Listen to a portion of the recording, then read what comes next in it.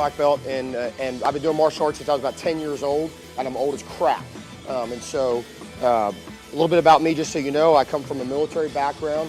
When I was 17 years old, I joined the Army. I was in the 101st Airborne Division as an infantryman. I deployed multiple times, pre-Gulf, or Panama, Gulf War, post-Gulf War. I got out, became a firefighter, became a police officer, was a Dallas police officer for many, many years. Now I'm a chief of police for the school district police department. After 9/11, I got back in and commissioned as an Army infantry officer. And so that kind of gives you a little bit about my background. My martial art background comes from, I started in boxing when I was in Baltimore.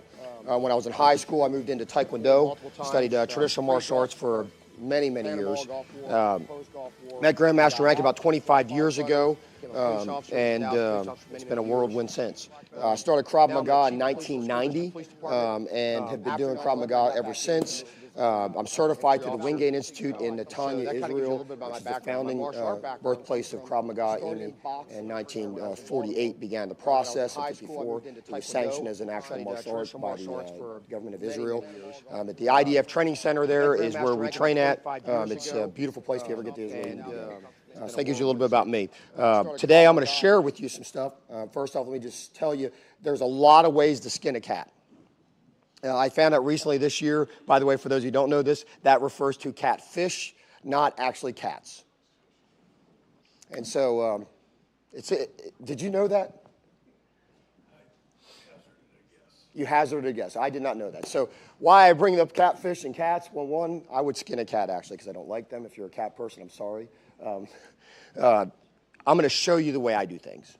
It doesn't mean the way I do things are right. Doesn't mean the way you do things are wrong. It's just going to be a different method of doing the same thing, maybe. And so let me start with firearms and how they work.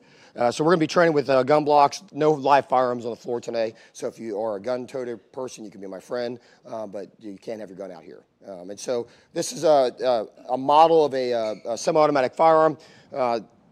Bullets, the things that go bang and hurt you, go inside a thing called a magazine that goes inside the grip of this weapon.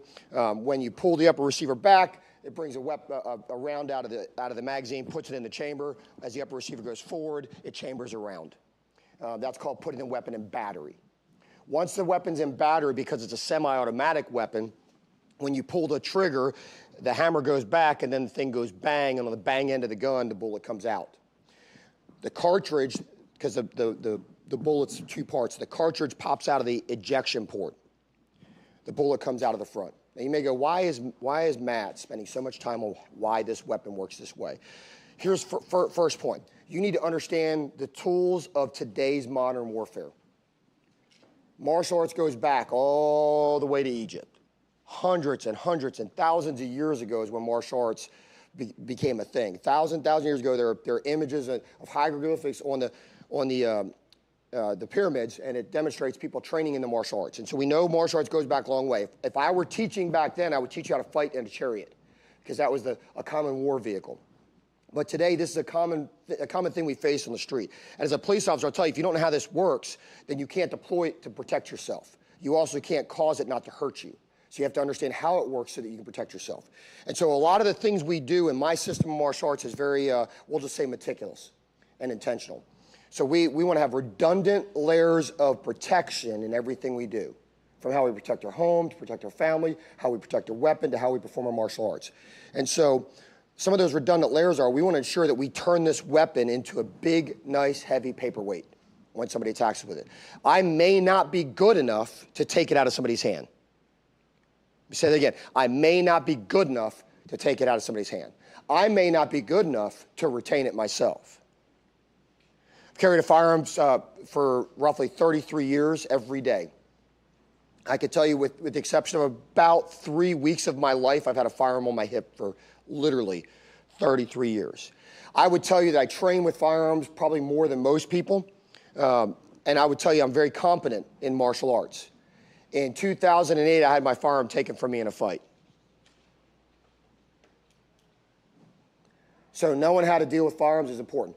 I've wrestled over guns in South Dallas multiple times.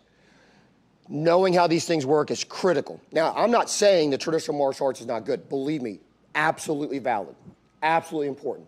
But if you're not studying how to apply what we do today with the skills from the past, you've got a problem. And that problem is the reality of the street. And the reality of the street is unforgiving, and it will hurt you, and it will kill you. One of my jobs as a police officer was I was on a Homeland Security task force against human trafficking. I talk about this a lot, and I will tell you that if you don't believe there's depravity in man, sit down and have a cup of coffee with me or drink a beer with me, and I'll tell you all about the depravity of man. I've seen horrific things with my own eyes done to people.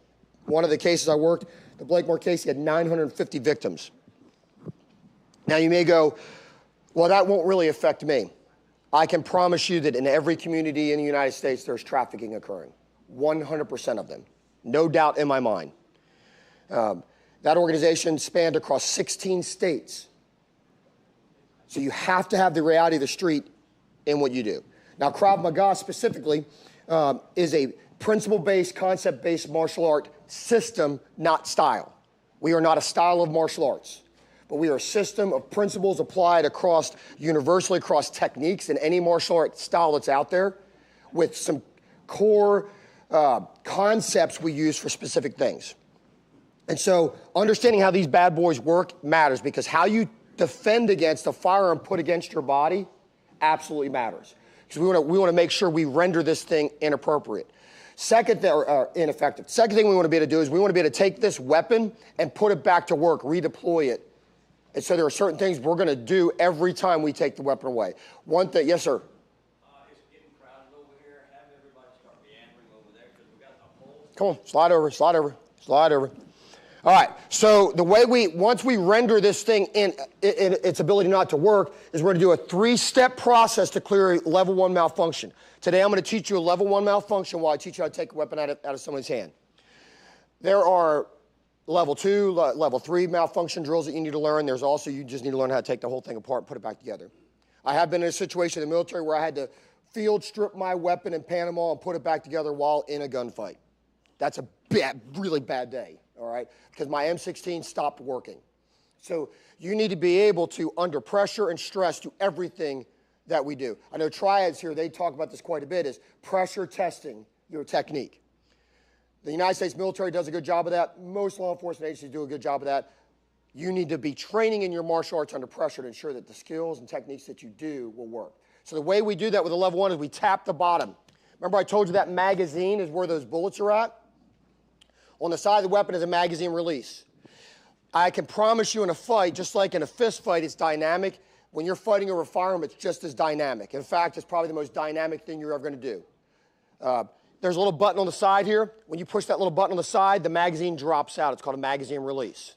When we're fighting and wrestling over a gun, often that magazine button gets pushed a little bit, and the magazine's not fully seated.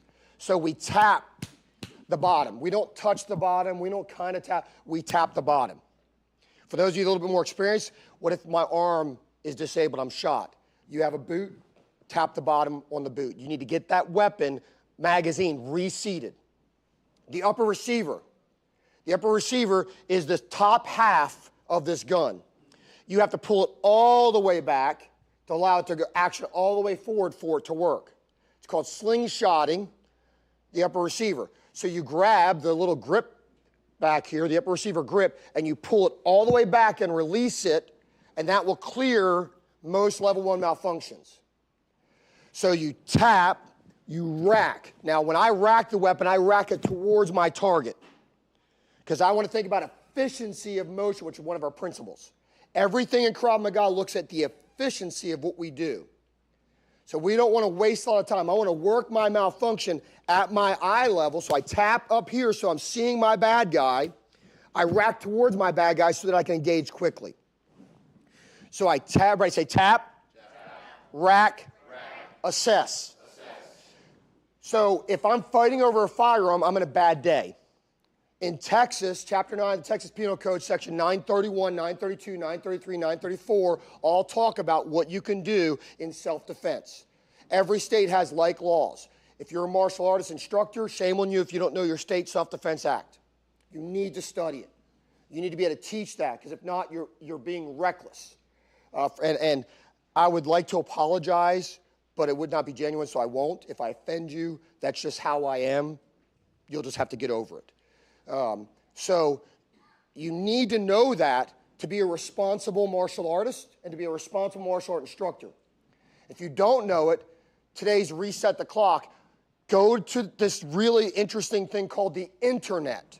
Type in this search engine called Google, your state, little space bar, Self-Defense Act. And it'll give you all the information you need to know. Read it, memorize it, know it, so that when you're teaching techniques that are lethal, you're teaching your students not only how to do it, but when to do it. So again, everybody, you're going to do this in the air. So tap, rack, assess. And what assess means is I'm reassessing the situation. If someone pulls a weapon on me and they turn around and flee, and I'm not a police officer, I cannot engage that person with a firearm, even if they're in my home. Let me say that again. If someone brings a firearm to the fight, and they attack me with that firearm, and I take it out of their hands, and in the process of tap, rack, and assess, they turn around and they flee, and I'm not a police officer, and I engage them with that firearm, you are committing aggravated assault with a deadly weapon, and you will go to prison. 100%. No gap in my mind in that. Now, if they stand and engage and they don't demonstrate a retreat, they are bought and paid for. I can't tell you, though, what that looks like. You have to figure that out in the circumstance.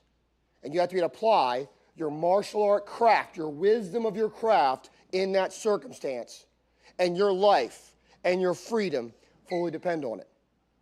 And so you need to be a thinking martial artist when you fight, okay? And so that's how that works. So let's real quick spread out. I want to teach you a basic stance real quick. We'll go fairly quick on this, and then we're going to get into how to take the weapon apart. So a lot of ways to stand and fight. I'm going to show you my way of doing it, and I'll explain why, because we're dealing with firearms. Put your feet together, toe-to-toe, heel-to-heel. We did this yesterday on the beach. If you finished the beach workout, shame on you. All right, make your feet wider than your shoulders. This provides you stability side to side. No stability front to back. Drop your weapon side back. Weapon side is the hand that you write with unless you're weird. I'll go over that in another day. All right. So everybody say wide base. Wide base. Deep base. So we have a wide base, deep base. Now lower your center. Everybody say lower center. So wide base, deep base, low center. Now get your hands up. You want your hands not below your chin, but not in the line of your vision. Just below your eyes. So you have to maintain situational orientation. So the fourth component is head over center. Everybody say head over center. You now are in what we refer to as the pyramid concept. You have a wide base, deep base, low center, head over center. All 10 toes should be forward. Your hips and shoulders should be forward. This is super, super important when dealing with a firearm, because if you get shot with a firearm, we're going to make sure only one organ is disabled, not multiple organs. If you're a cop, security officer, this is what we refer to as plating up. Relax now. All right, when I say fighting stance, step into a fighting stance. Ready? Fighting stance. Oh, okay. So relax for a second. So here's the thing. I got to turn bystanders into witnesses. You say it again. I got to turn bystanders into witnesses. I also have to ensure I take a combat breath. I've been in some really bad days. I really don't care what you think about me. I don't tell you that because I'm trying to impress you. I'm telling you from a guy that's lived a very difficult life on the street. When you get into a fight, when you get into a life and death fight, your body's going to core everything. It's going to core oxygen, it's going to core blood, it's going to core everything because the body goes into self-protection mode. So we have to breathe at the onset of the fight. So we can accomplish those two things, turning bystanders into witnesses and taking good combat breath with a scream. Now me personally, back off! Give a clear command. I don't care if you want to yell Kia. I don't care what you want to yell, but you need to get the deep breath out of your bottom of your lungs out. It'll force your body to inhale. Here we go. Ready? Combat stance. Yeah. There we go. Relax. Combat stance. Yeah. Freeze. Don't move. Look down at your feet. Do you have a wide base? Are your feet wider than your shoulders? Do you have a deep base? 1 foot clearly further back. You have a low center. Are your knees bent? Could you run from there? Because one of the best self-defense is to run away. Are you squared up? All 10 toes forward, hips and shoulders forward. All right, relax. All right, I need all All right, so we're going to work off of a simple attack, which would be a frontal attack. There are basically 2 attacks. And by the way, if you notice how my lovely Vanna White here is holding a firearm today, you like that? We're not indexing. Demonstrate indexing. That's indexing. We're not indexing. Why are we not indexing? Because he wants to take his finger home with him, and I don't want a souvenir. We're not putting one on the trigger. We only engage the trigger with our trigger finger when we're ready to actually engage a target. So this is for safety of training only, okay? So there are 2 gun defenses in Krav Maga, front and back. That's it. Front and back's determined where my hands are when the fight comes. The psychology of the fight is there's 2 types of basic attacks with a firearm. An active assault and a passive assault. When he puts the weapon up at me and is not pulling the bang trigger, it's a passive assault. He wants something. What would you like from me? I like your money. You like my money? I don't have very much. Wife. My wife. Wow. This just escalated very quick. Now, here's the cool thing. Did you see what just happened when I interacted with him? So you have to understand the psychology of a fight. The psychology of the fight is he wants something. I got to find out, number 1, what does he want? Number 2, I need to build a rapport, a combat rapport with this guy. I can tell a lot by somebody by how they respond to that. And the way it would look in a real situation is, whoa, what do you want? What do you want? Give me your money right now. Now, what did he do? He started to move around me. What does that tell me about him? Well, it actually tells me he's serious about his attack. He's positioning himself. He's getting out of my power center. This guy knows something. I should be reading this book the entire time. That's called situational orientation. You've heard the term situational awareness. I don't like the term situational awareness. Situational awareness says, I see what's going on around me, and that is it. Situational orientation says, I see what's going on around me, and I decide how it impacts me. Situational orientation. So as he starts to move around me, I am taking in information about this guy. His other hand is up. That tells me something as well. He's in a fight stance. That tells me something as well. I want to get my hands close to this weapon. I'm going to ask him what he wants. He said, give me your money. In his brain, the psychology of this fight is he's processing a movement now. That buys me a little bit of gap. What do you want? What do you want? I want your money. Okay. Right now. Action beats reaction all the time. Action beats reaction. So from here, I lock that out. He's going to say bang as I go. Bang! Max, sorry. Let's try it again. Bang! Got a little quicker that time because you knew it was coming. I love you, Sophie. Sorry. What do you want? I would like your money Okay. right now. Okay. Your money.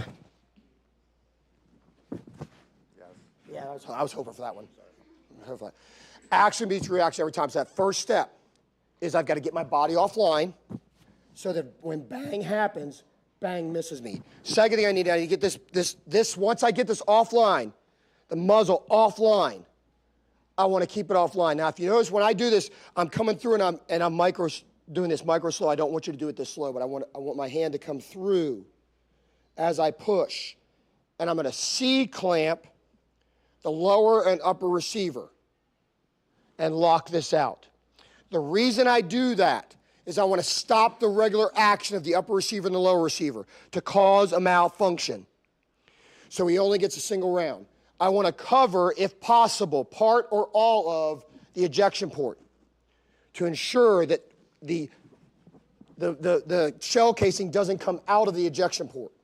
I want to lock that in. I want to stay focused not on the firearm but on him, because his likely action is going to pull that weapon back to him, and when he does, I'm going to be underneath, and I'm going to allow him to pull me to him to keep that weapon against his body. From here, I'm going to pull, push, turn, tap, rack, and assess. Make sense? So we have some red guns up here. We had 11 of them. Get a group, grab a red gun. Brian, Heather, and Kelsey, let's help out. By the way, I've got several of my black belts and brown belts around, and Blake, if you're up for it. If not, you're good. Who needs one? Get in a group. Get in a group. All right, I don't care who goes first, but let's walk through it. Put the gun at your feet. Everybody face this wall. We're going to walk through the action first. Weapon is on my chest. My hands come up. Now notice when I step in to my hands up, I'm in a fighting stance. I go to a wide base, deep base, low center. If I want to gain some distance, I step in. If they're applying pressure like he was doing, I step back. I want to feel that pressure coming to me. When you're talking to them and where they're looking is going to help you determine what they're doing. So first action is hands up, into a fighting stance, and give them a relax, relax, relax. Move your hands slow. Relax, relax, relax. Good. Next thing you're going to do is you're going to say, what do you want? Now, from there, your left hand C-clamps the weapon. As your body turns, keep your right hand up by your face. Lock that out. Gun goes bang. From here, you're going to immediately, without striking, come underneath and grab the gun. Now, deliver your strike if you choose to. You're going to pull with your right, push with your left. Say that again, pull with your right, push with your left. The weapon's going to be in your right hand now. Step back, tap, step back, rack, step back, assess. Relax for a second. Hear me clearly. With a pistol, or any firearm compared to a knife or empty hand attack, we want to create safe separation from the bad guy. Any other attack, knife, stick, bare hand, we want to engage forward. We create safe separation with a firearm because it is a distance weapon. And if I just took the weapon out of your hand, you could take the weapon out of my hand. So therefore, I want to create that distance so I can deploy that weapon effectively. The weapon itself can be used as an improvised weapon as well. It's a gun. It was designed to be a gun. But I can improvise the use of that gun as a blunt object. I can punch with it. I can club with it. I knocked a dude's teeth out with a weapon. He killed his 3- and 5-year-old kid. Don't feel bad for him. And instead of shooting him because I was in a non-shoot situation, I drove my M4 straight into his face multiple times. So don't be closed-minded in your self-defense. Be open-minded in your self-defense. Know that every weapon can be used multiple ways. So let's do it again. I'm in a neutral position. Weapon is presented. They ask for it. Your hands come up. Step into a fighting stance. Relax, relax, relax. What do you want? As soon as they speak, lock that out. Come underneath the trap. Deliver your strike. Push, pull. Step back, tap. Step back, rack. Step back, assess. Again. Neutral position. Weapon comes up. Hey, relax, relax, relax. What do you want? Lock out. Come underneath, trap. Deliver your strike. Pull, push. Step back, tap. Step back, rack. Step back, assess. Good. Find your partner team. Let's put a gun in with it.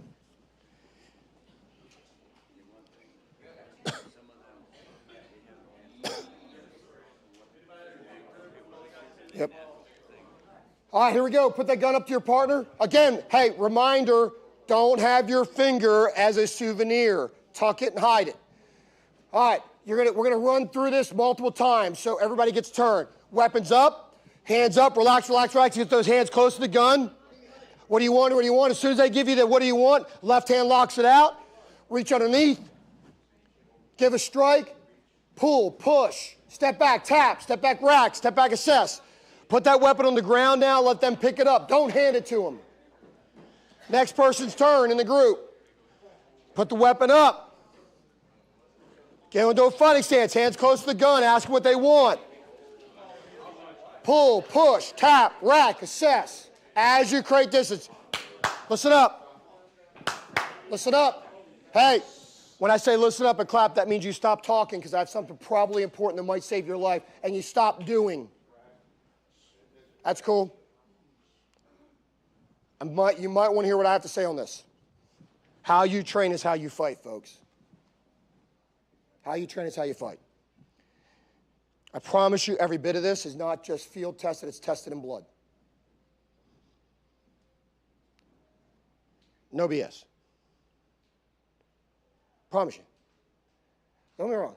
Your martial arts was tested in blood. So if you, I can't help myself. Kung Fu, tested in blood 3,000 years ago.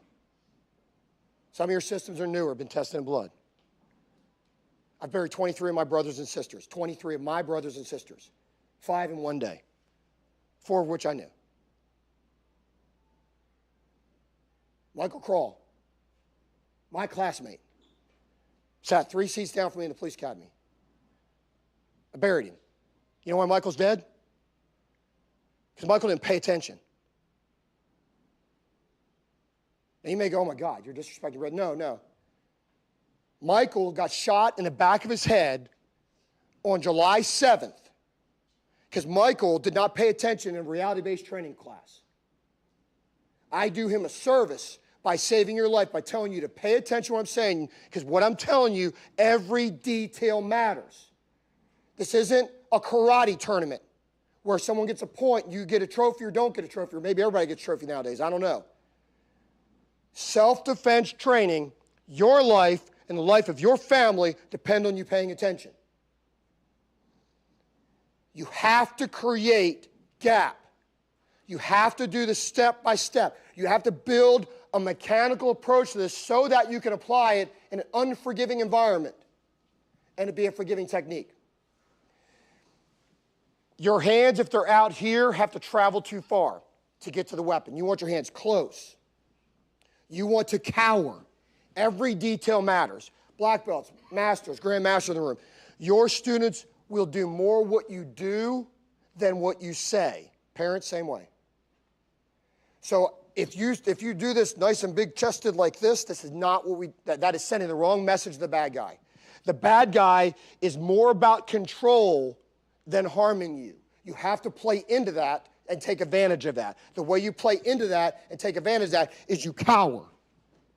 You cower. You cower to that person. I didn't say get on your knees. I will not go to my knees for anybody. You tell me you try to put me in the back of a car, in the trunk, or on my knees, I'm just going to kill you. We're going to get it on right there. Nothing good happens at location number 2. So I'm not going to location number 2. And we're not going to go to find out how serious you are. We're going to get on right away. And so I got to cower to cause you to be disarmed.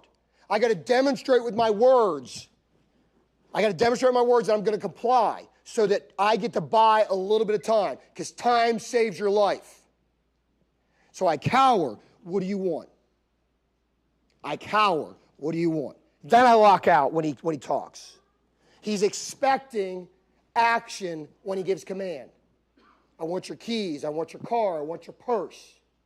And by the way, if you're not capable of defending against something, you better figure out how to do it. Because on the street, saying, time out, let me call my boss in martial arts and find out how is not good enough. You should have a fire in your belly about learning everything you can from every angle you can so that you don't find yourself in a situation where you don't have a solution. Because when you don't have a solution, one of our principles applies, and that's continuous aggression. If I'm going to die, I'm going to make sure I kill you with me. That mindset is real. If you're going to take my life, I'm going to take you with me. Because I got a family that I need to make sure you don't go find. Because I can promise you, if I go, I'm taking your entire lineage with me. That's my mindset. I'm going to wipe you off the face of the earth so that you can't harm anybody else, and neither can your children. And by the way, if you think I'm intense, meet some of the people I've put in prison. They will cut you from your forehead all the way down to your groin and leave you alive to bleed a miserable death. So you got to be focused. So let's do it again. Let's do it right. Gun up, cower. Ask them what they want. As soon as they talk, lock it out. Reach underneath, grab it, hold tight. So if they pull it, step back, tap. Step back, assess. Step back. You got to take those steps back, create that distance. Again, put the gun up. Don't hand the gun to them. Work it, 1-for-1s.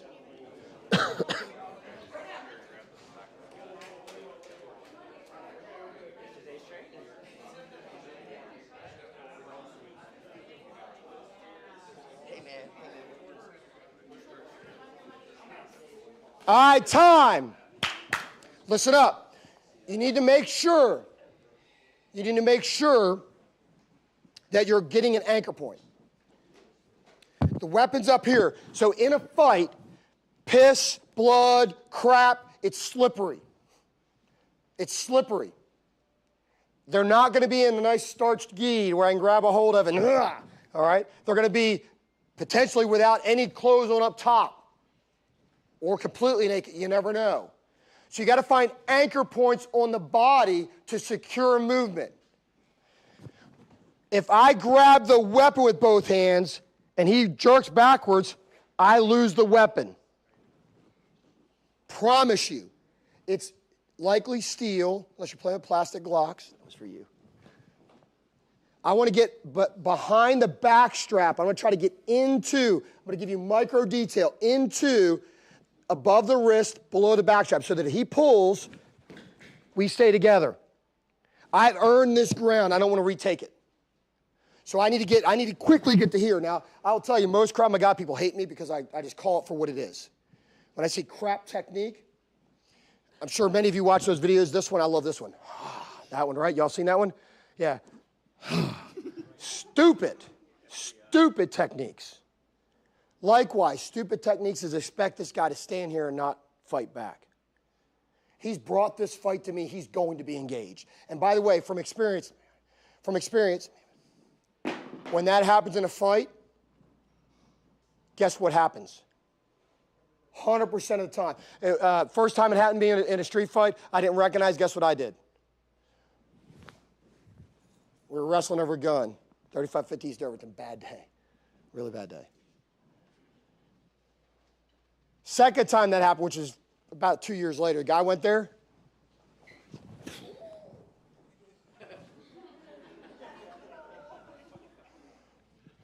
Here's the interesting thing. Nobody else went for that gun. There was like 4 or 5 guys.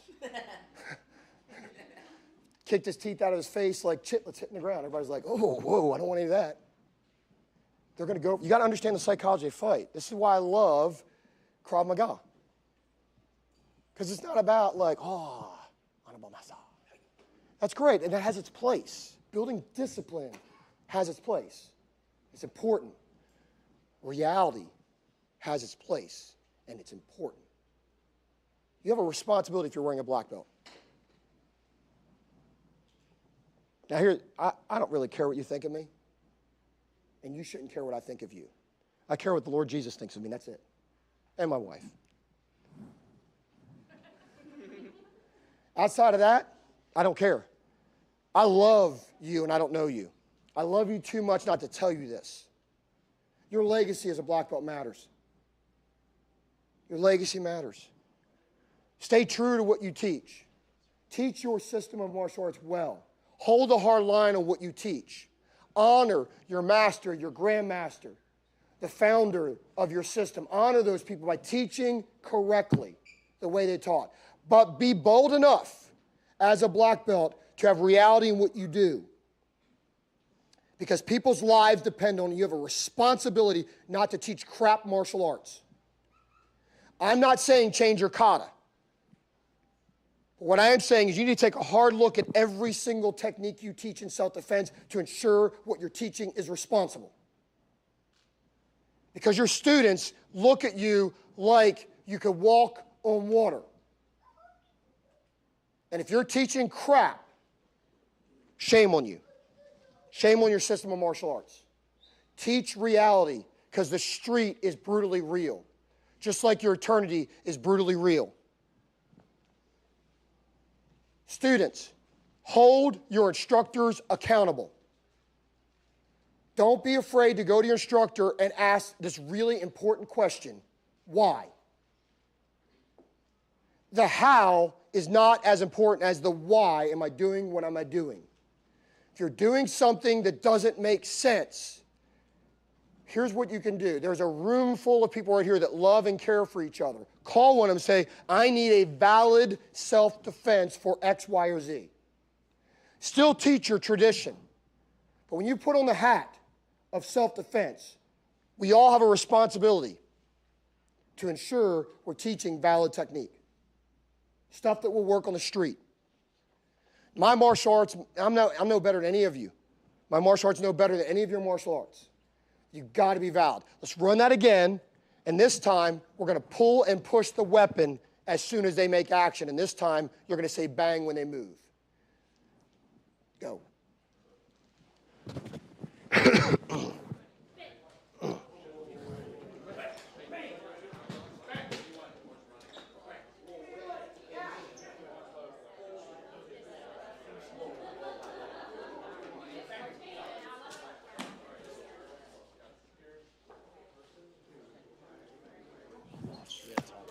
Yeah, we do.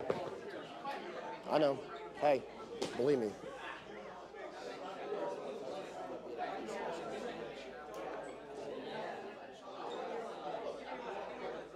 Oh, we'll talk. We'll talk. If you know me a long time,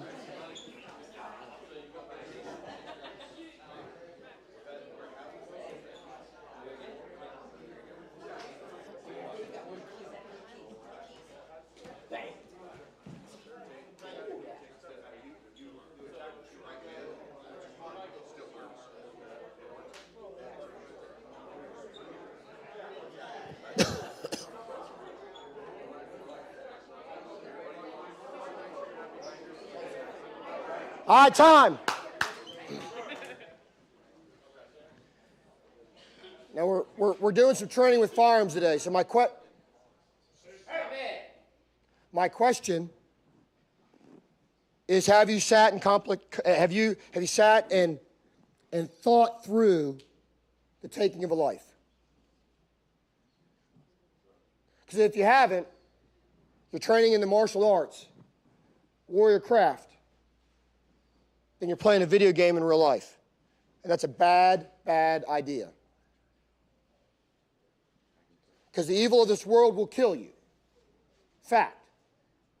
After it maims, injures you, dominates you. Fact. And so if you're not thinking through taking a life, you better. It's real easy to flippantly say, oh, this technique's a lethal technique, or this technique will do this or that or the other. But this isn't a video game where you get to hit reset. This is real world. And taking a life means a couple of things. First, it means you're going to go to jail. 100%. You're going to get booked in. You're going to go in front of a grand jury. And they're going to decide whether or not to apply the Self-Defense Act of your state to your case. God help you if they don't give you that pass. And by the way, you may think after that, it's all said and done. Well, this isn't Law and Order or CSI or some other TV show. My big lawsuit took 7 years, the civil lawsuit, to resolve. 7 years. My face was plastered on every TV screen in the DFW area.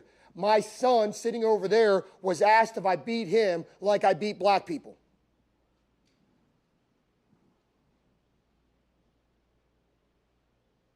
The media will run you through it. You'll find out real quick who your friends are. They'll call you things and accuse you of things you can't prove or disprove. And this is why it's super important for you to know that what you're doing is right. Because if you do what's right, it doesn't matter what any person on this planet thinks, because you're going to face Jesus, whether you believe in him or not. And when you face him, you're going to have to make an account for everything you did in your life, even if you're a believer. Now, that trial will look a little different depending on which side of that you fall on. Beyond that criminal lawsuit, that civil lawsuit, that media wreckage, that family wreckage, you're going to have to live with that the rest of your life. You'll wake up in sweats. You'll wake up thinking whether you did the right thing. You better be committed to that. Here's what I know. God made a perfect world. Perfect world. We screwed it up. So much that he had come down here himself. Do for us what we couldn't do for him. Live that perfect life. So that he could then be killed a prisoner's death. Face the scrutiny of his community. Face the scrutiny of a court, multiple courts. Be falsely accused, convicted, and killed so he could fully die, fully be raised. That's real. Even the devil believes that. 3 days later, he came back so that we could be with him. And if you don't have faith, I don't care what name you call God, if you don't have faith, you're not a true warrior. You're just reckless. You have a responsibility with the martial arts that God's given you. Your ability to be a warrior, you have a responsibility. If you don't have that relationship with God, come see me. I'll be happy to talk with you about it, counsel you about it. By the way, I'm a screw-up. I've done everything wrong that the Bible says you have to do right if you don't know Jesus. Checked every single box. And I'm still in good standings. The question is, are you? Krav Maga.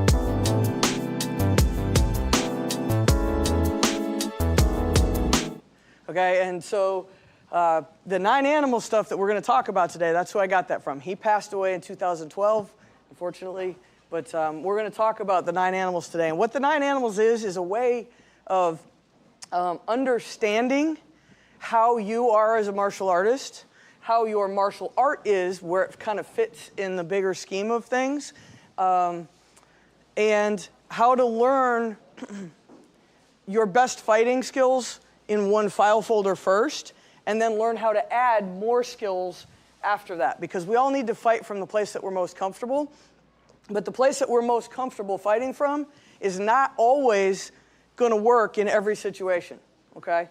So we have 9 different animals.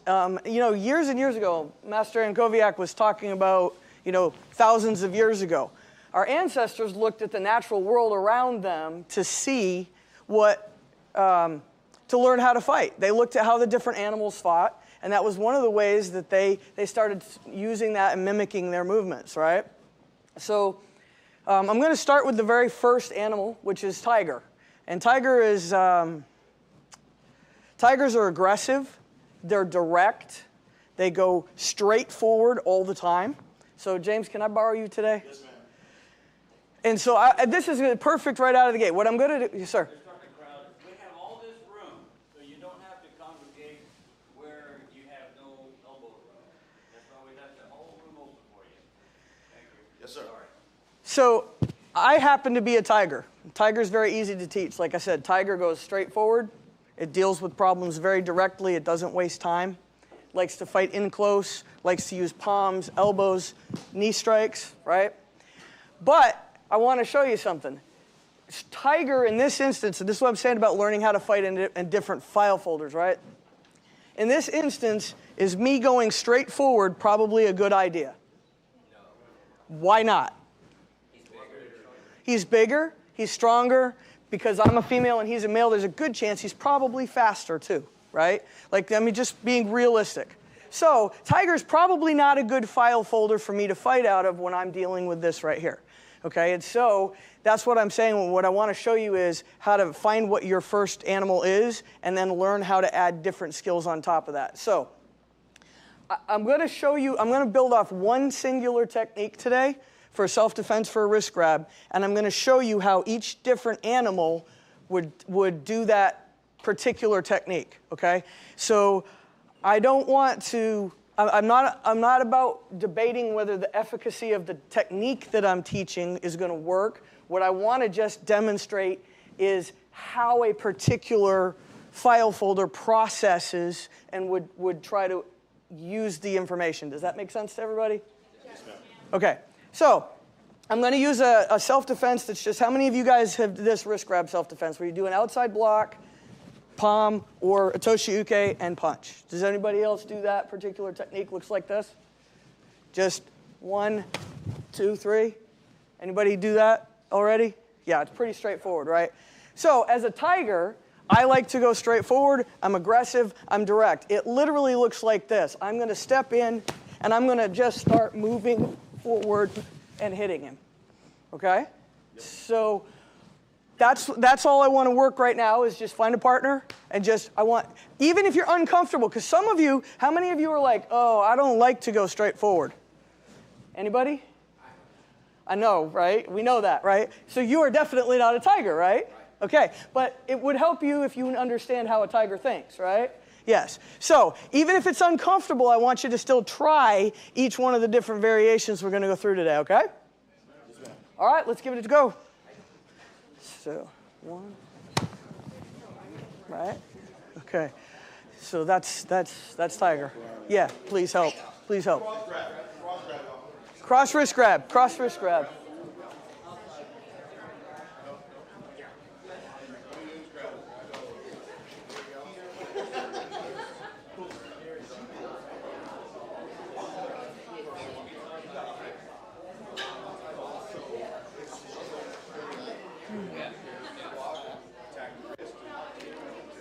Yep, just straight forward. In, nice and tight, nice and close. Take over his spot. Yep, right there. There you go.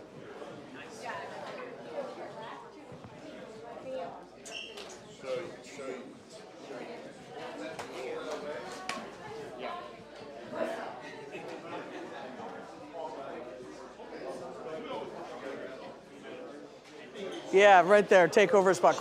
By the way, Krav Maga is very tiger. Yeah, it's very tiger. Yes. Penny. I think we've been on calls. I don't think I've actually met you yet. So. Yeah. Okay, yummy. All right, so everybody kind of got that idea, right? Yes, ma'am. Okay. So, a comment that I was going to make here. So, Krav Maga, very tiger type art, right? Arr, go forward, right? No, but it worked. Okay, what else? Muay Thai.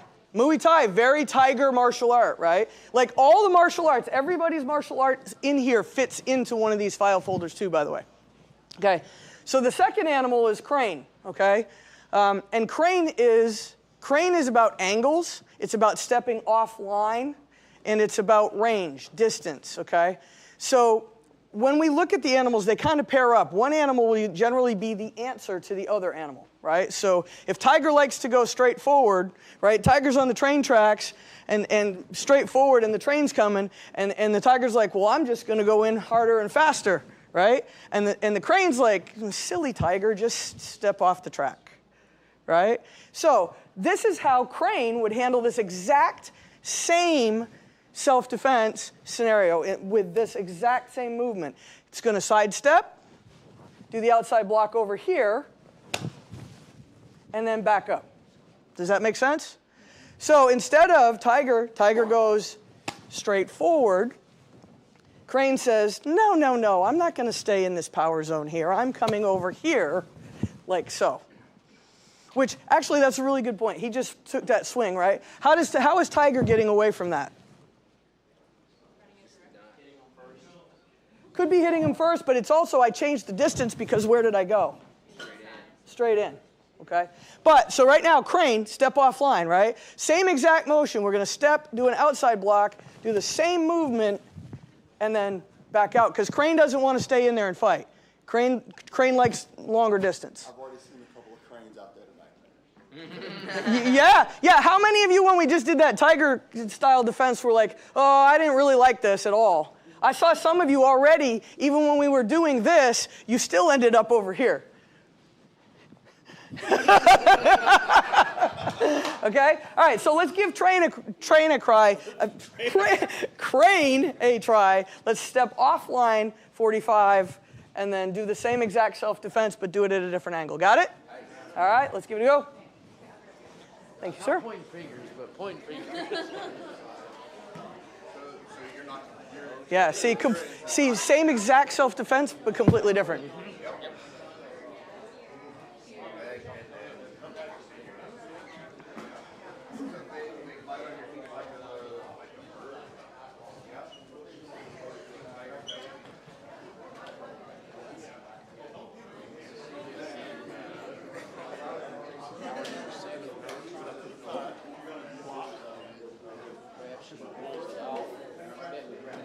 Yeah, there, change the angle on it, good.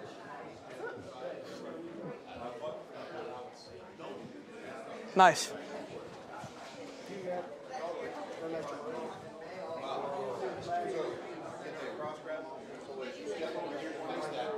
You like moving in, don't you?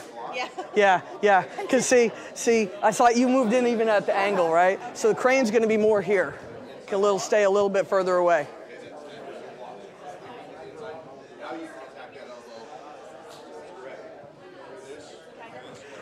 It's okay. Listen, I'm tiger. It's really hard for me to stay away. I just want to take the spot. I want to be like, no, that's my spot.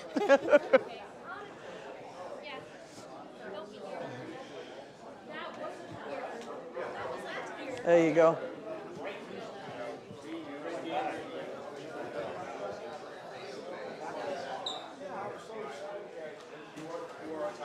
Okay, all right, good job, guys.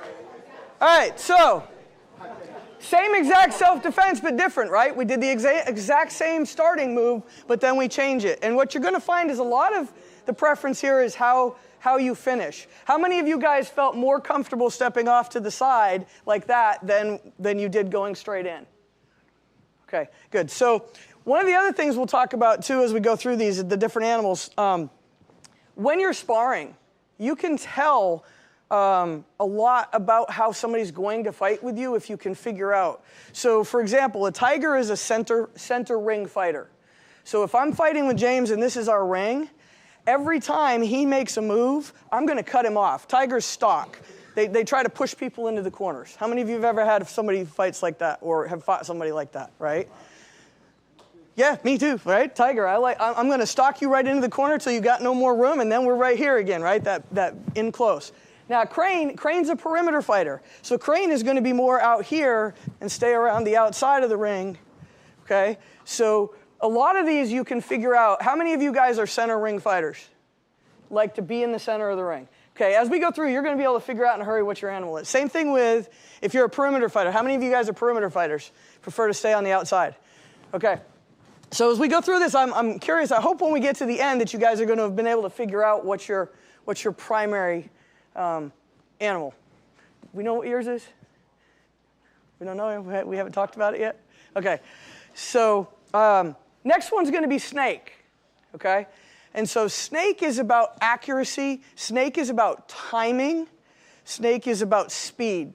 Okay? So snake fighters take a really, really, really long time to develop. But once they're developed, they're really, really hard to fight. How many of you have ever fought somebody that their timing is just insanely impeccable and you never quite get there and they're like, bam! Yeah, that's a snake. But it takes a long time. Snake fighters are horrible in the beginning. Like, it takes years for them to develop because what's the hardest skill in martial arts to develop? Timing. It takes a long time to develop timing, right? So snake is about accuracy. They like to use a lot of fingertip type techniques. They like they stand back and they look, and they're going to be an outside fight. They can fight on the inside or the outside, but they generally fight the outside. And they're going to wait until they find their opening, and then they're going to go for it. And they're going to go in once, really hard, really strong, and then they're going to back out. You don't see snake fighters doing 2, 3, 4 technique combinations. Okay? Do we have anybody out here that thinks they might be a snake? I think you might be too. Okay, so here's how a snake's going to do this same exact self-defense, right? They're going to start this move the same way. 1, doing the outside block, right? 2, straight in. I'm either going to go to the eyes, I'm going to go to the throat, I'm done, and I'm back out because that one move is what? Should be enough to end it, right? So one more time, outside block, straight in, fingertips. And notice I didn't close the gap, right? What did Tiger do? Tiger moved in to take his space. Crane moved offline to the outside. I'm going to stay right here, get my strike in, and move back out. Got it? Right. All right, give it a try. What are you smiling at?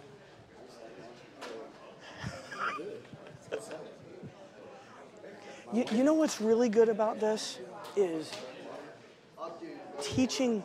When you've got a student and you're trying to get them to understand what you want from them, like more tiger.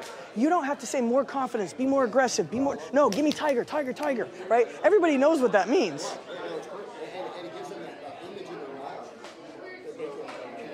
Yeah. Or like if I'm fighting James, right? No tiger, crane, get out of the way, right? Okay. Okay.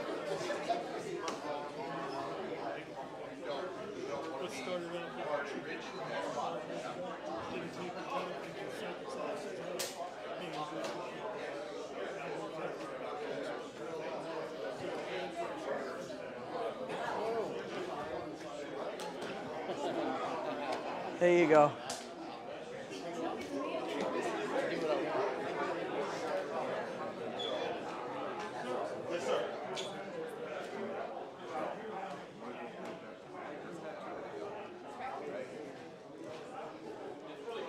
Yep, straight in. Yep, really quick, straight in, get it over with. Boom.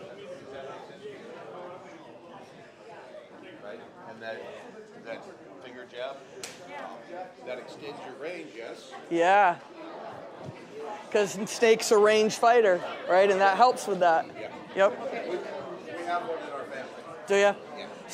You know, snakes, I love my snake students because once they're good, they're really good. Yeah. They take a long time to develop them. He's Japanese. He's from Tokyo, and with a knife, he could cut me with this range.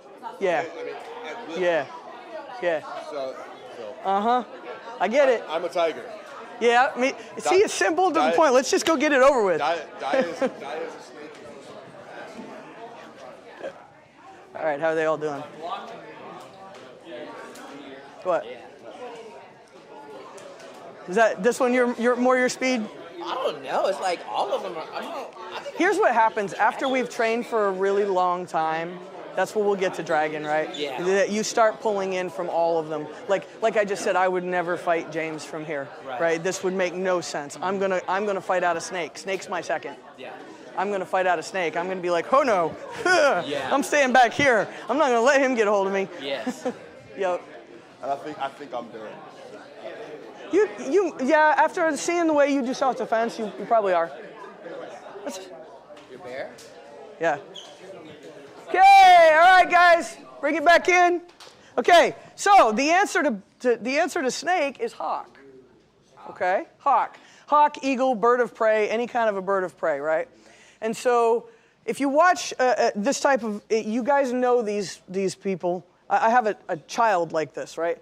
What's a hawk or an eagle do? They circle around up top and they look and they look and they look and they look, and then they see the prey that they want to attack, and what do? Boom! Everything, speed, fast, right? And they go in with everything.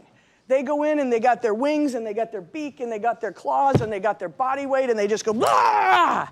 Right? And then what do they do when they're done? Up and out and gone, right? So that is how hawk works. So hawk stays out here.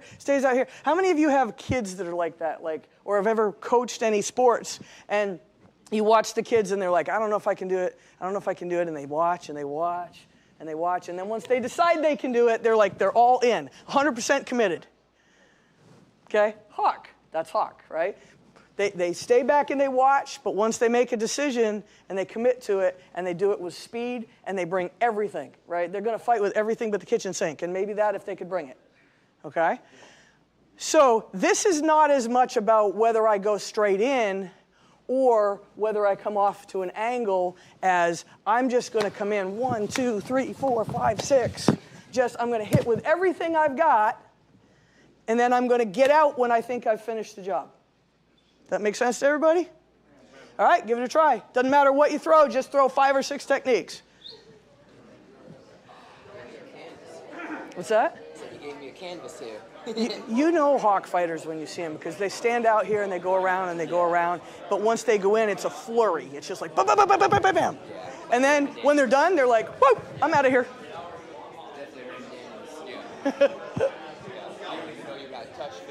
Yes. I would get hawks and tiger confused.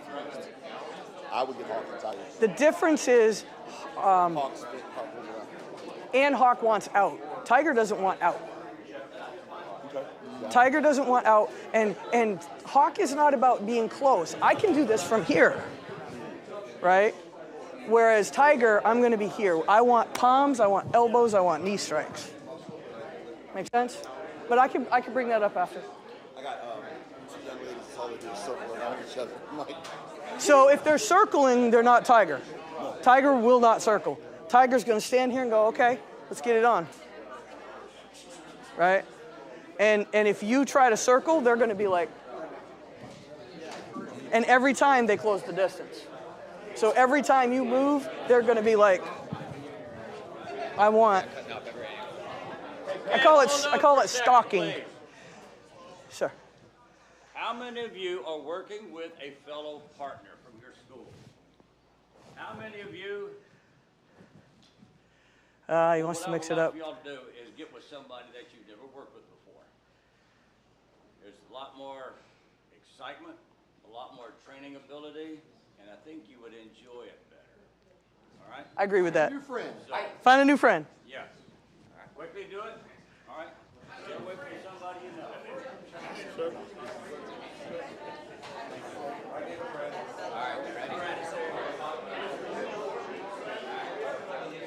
Yeah, I saw a lot of hawk out of you last night.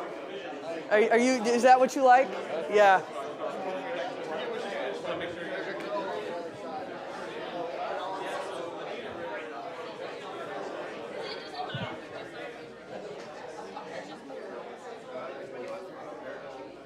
Do you need another partner now? Oh, okay.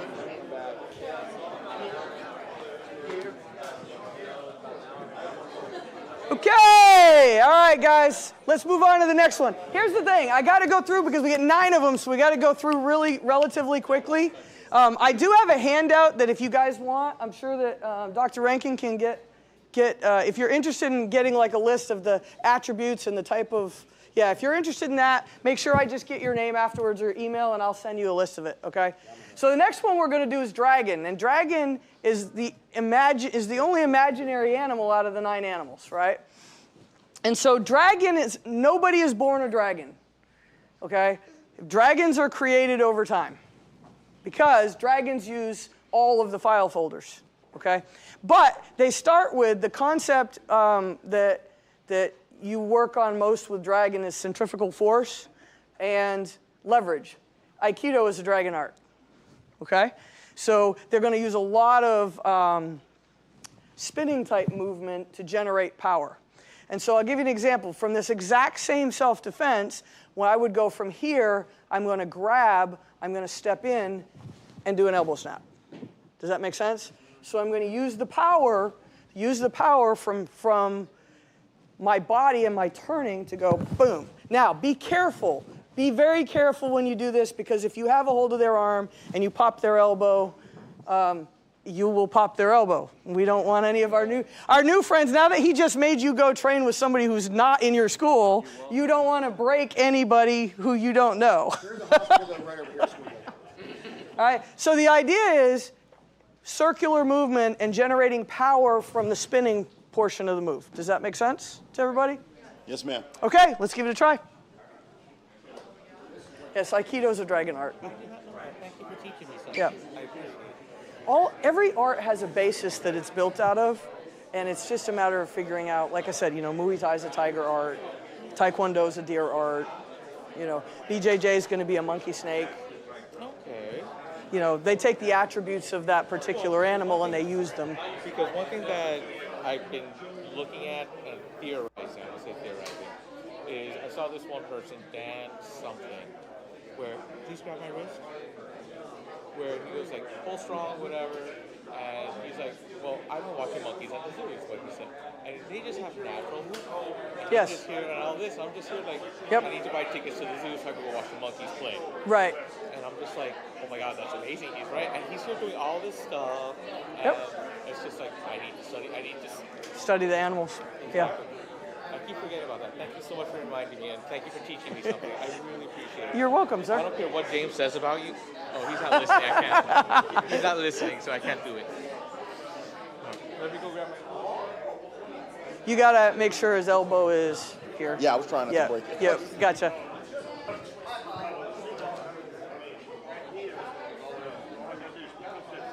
And actually, you're going to want to reach underneath. So I do this. I'm going to reach underneath here.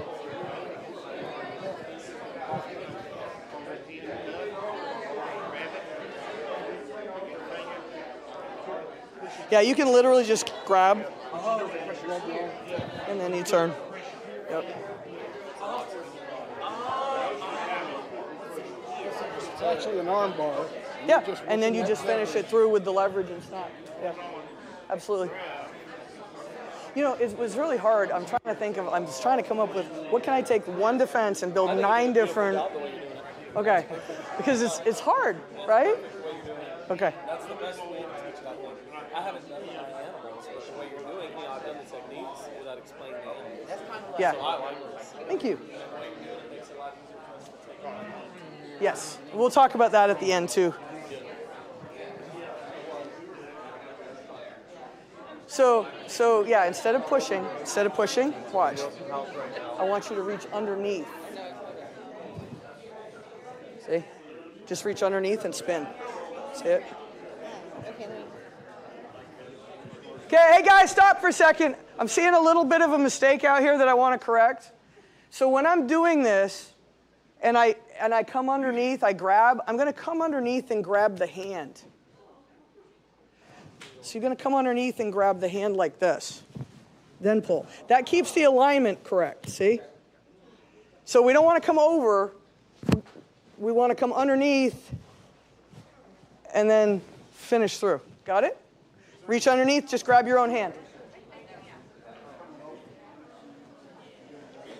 You want to try it?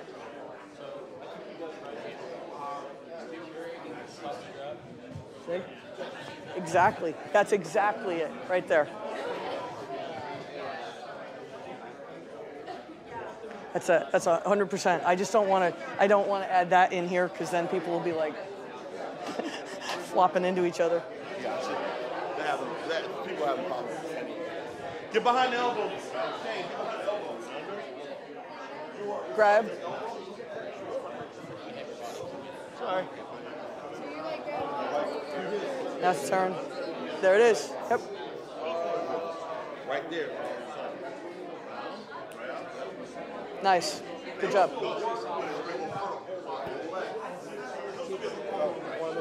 Right. Sure. Inside. You want to go inside? So you're going to come underneath and you're going to grab here. Grab. Now you're going to pull. Okay. Let go. Watch. Watch. From here. Okay. So you're using your body and your arm.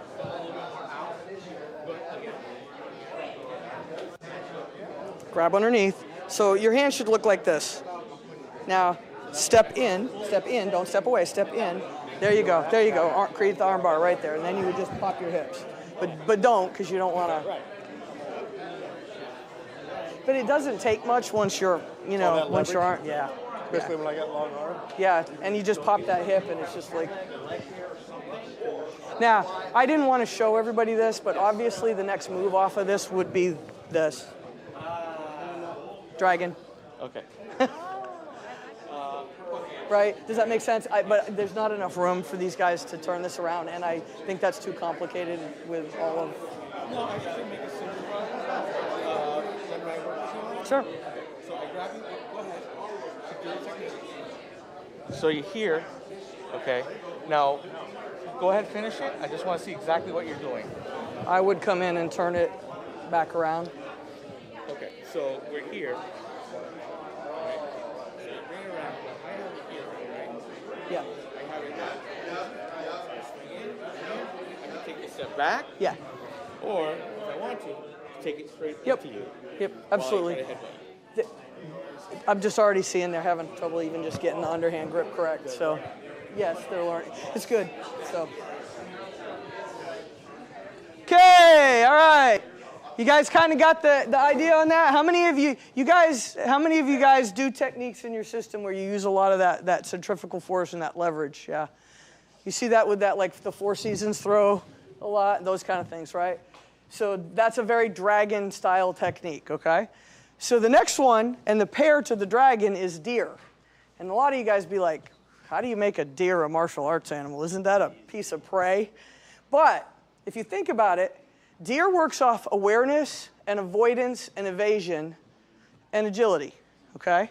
And so think about it. Last time you went to the woods, when was the last time you saw a deer? You don't see the deer because guess what? When they see you coming, what do? They leave. They disappear, okay? So it's a higher level of thinking about the problem solving. Does that make sense? So Taekwondo is a deer art. They like to use agility. They like to use kicking techniques. They like to use range. But the difference between a deer and a crane is cranes use angles. Deer, you've seen this a lot when you watch Taekwondo sparring. What happens? It's back and forth in a row, right? So deer go straight in, and they come straight out. Now, they may do, jump, spin, hook kicks, but it's still all very linear movement as they're moving towards their opponent or away. Does that make sense to everybody? So the way you would see a deer handle this same exact problem would be you'd be over here and then getting out and away. Not the angle part, but the part they like to use the kicks. Does that make sense? So you could also do it from this position. Oh, you're fine. I didn't kick hard. That was his knee. He picked his knee up. So what are we looking at here? The response is the ending to the technique has to do with this here, or this here, or this here. Ending it with a further distance using a kick to get out of the technique. Does that make sense to everybody? All right, so work a kick into your technique. Got it? I didn't kick hard. It's a good thing. That would hurt. You're like, ah.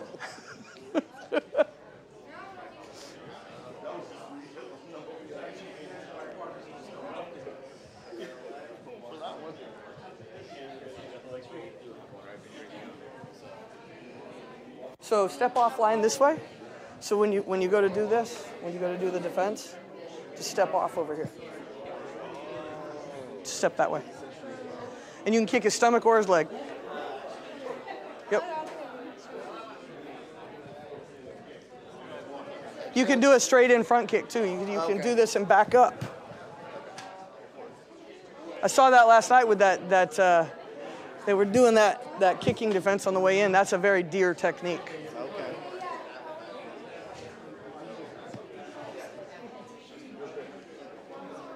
Yeah, there you go. Right to the leg. Good idea. Right, and that's why I'm thinking.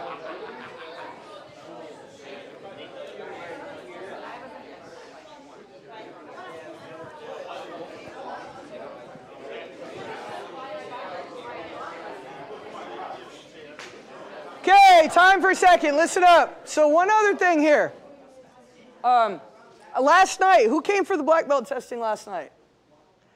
Okay, the front kick defense. That was a very deer technique, right? This person started to come in, and what did he do? Boom. Or it was actually, I think it was a front leg front kick, right? That's a very deer technique, right? Avoid, evade, use the feet, keep distance, right? The person moves in, you just pop that front kick in place. Got it? Okay. We're running out of room. I'm running out of time. I got 10 minutes left to get through 3 animals, so I got to go a little quicker. I'm sorry. So the next one is going to be leopard, okay? So leopard is different than tiger. Tiger's about strength and brute force, right? Leopard is about cunning, and they're very analytical, and they problem solve. They like to climb over things. When you see pictures of leopards in magazines, where are they always? In trees. They like to be on top of things, above things. They like to be behind their prey. Okay, so pound for pound, leopard is probably the most athletic in the cat family, right? It's just not as big as its tiger cousin, all right? And so leopard likes to climb things. How many of you have ever sparred with somebody and they just like literally try to climb over you? I'm not talking bulldoze. Bulldoze is this one, right? I mean the one they try to climb over you. Who's been climbed over before? Yeah, that was a leopard that tried to do that. Leopards like to climb over the opponent. So they also like to get behind the opponent. So you might see something like this. So I start here, and instead of doing this to push it down like I did with tiger, I'm going to use this to turn. I'm going to turn him and get behind him and do some kind of a pull-down technique. Does that make sense to y'all? All right, so looks like this. Here, turn. Don't do the pull-down in here. We don't have enough room. I don't know how people know how their break falls, and we don't need to be knocking heads. But that's another thing you might see a leopard do is they're here, 1, 2, 3, 4. You see that more with sparring, though. Chain punching in the Kung Fu. You see the chain punching. That's very leopard. But for the purposes today, let's do the one going around behind. So you're going to do this. You're going to turn them here, and then do a pull-down. Okay? Got it? All right, give it a try. Yes, slowly. Yeah, no full pull downs. Yeah, I know, but you know what? I don't know what the different levels of people's ability are to do break falls either. That's why they're here. But I don't have time to teach break falls today.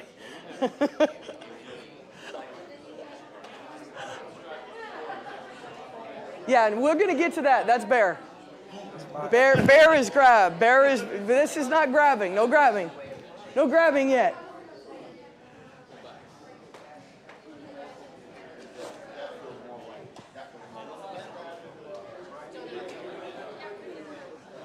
Yeah, that's going to be bear. We're going to grab later. We're not there yet. It's coming.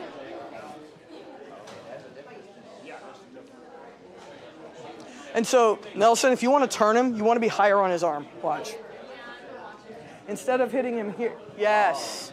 Yeah, see the leverage point? Yeah. Yeah. If I hit you here versus here. Right. See, when I hit up here, I'm going to turn your whole body. Right. That's how I get behind you.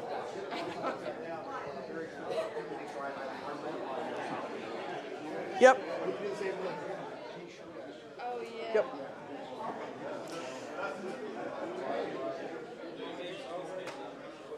Turn him, turn him. There you go. There you go. Good, nice, good.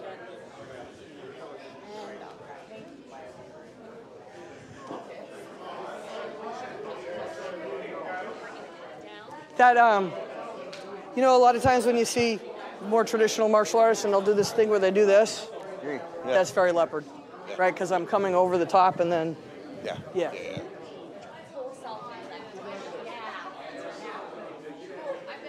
So use it to turn his body. So when I'm here and I want to turn him, I just need a palm strike right here. See how I just turned his whole body? Just turn his whole body using the strike. No, don't go so high, because see, if I try to move his body mass, he's going to be able to resist that. That's a lot harder to keep. See, it's harder for you to not turn. It's harder for him to resist it if you stay on the top part of the tricep. Yeah, don't move around him. Make him move around you. Watch. Here. Turn him. That way you have much less work to do.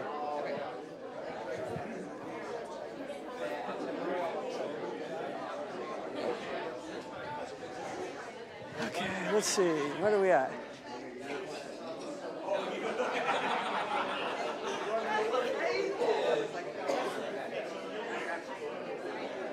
Okay, all right, next one. I got 5 minutes to get through 2 more animals, guys. Sorry. All right, so we have two more left. We have monkey, and we have bear. Okay, so we'll do bear because we can do it off of this exact same one. Because the difference between bear and leopard on the finish here would be this: bear would go here. Bears like to grab and hang on to things. It's about gravitational marriage. It's about power and using all of their body power to keep everything. They like to keep things in close. They like to grab and hang on. They put headlocks on people. They do body grabs to people. Why do you think we call it a bear hug? Right? So it's the exact same thing, only you would be grabbing and holding on with the finish. Got it? And then monkeys are playful. They're very fierce. Have you ever seen a pissed off monkey? Yeah. Right? They like to have fun. They like to goof around. They're very asymmetrical. When you fight, if you spar with a monkey, they're going to hit you here. They're going to hit you here, there. They're going to hit you on the outside. They're all over the place. You never know what to expect. So, how many of you guys have any monkeys in your dojo? They kind of never take anything too seriously. We tend to find a lot of monkeys in martial arts. I don't know why. So, monkeys like to trap, and they like to grab, and they like to grapple. So you would see this same exact defense from a monkey would look something like this, where we would turn this into some kind of an arm bar, a lock. A good example of a monkey art, jiu-jitsu. Brazilian jiu-jitsu is a monkey art. Right? They use their hands, they use their feet, it's very asymmetrical, right? They're using all of it at the same time, and that is very monkey. Monkeys tend to be outside fighters, too. Bears tend to be, what do you think a bear is? Center ring fighter, right? What was the one we just did before that? Leopard. What do you think leopard is? Leopard's definitely an outside fighter, right? And so I have 2 minutes left. So have any of you kind of narrowed down and figured out what you think your animal might be? Okay, what did we come up with? Bear, right? Bear, okay, yeah. Snake dragon. So dragon is a result of over years, right? Like I said, I'm a tiger. My natural is tiger, right? But as you can see, there's going to be times when tiger is not a good strategy. This is not a good file folder for me to fight out of right now. Would bear be a good file folder for me to fight out of right now? No, right? So I've got to pick a different strategy, a different set of tactics to use in this particular situation. So in this scenario, what would be a good file folder to fight out of, perhaps? Crane, using angles, right? Staying away from the bear, using angles. What else? Snake. Snake happens to be my second one, which tiger with snake is kind of cool because now not only am I really aggressive, but I'm really accurate. I've spent a lot of time working accuracy and hitting the right points. So snake would be a good folder out of there. Anything else? Anything that stays away, right? Because bear wants to do what to me? He wants to grab me. So if I get in close, I'm playing into his strengths and what he wants to do. Does that make sense? All right. Any questions? I know we went through a lot of material really fast. Did you guys have some fun? Yes. Yeah. Did y'all learn something today? Yes. Yeah. All right. Thank you.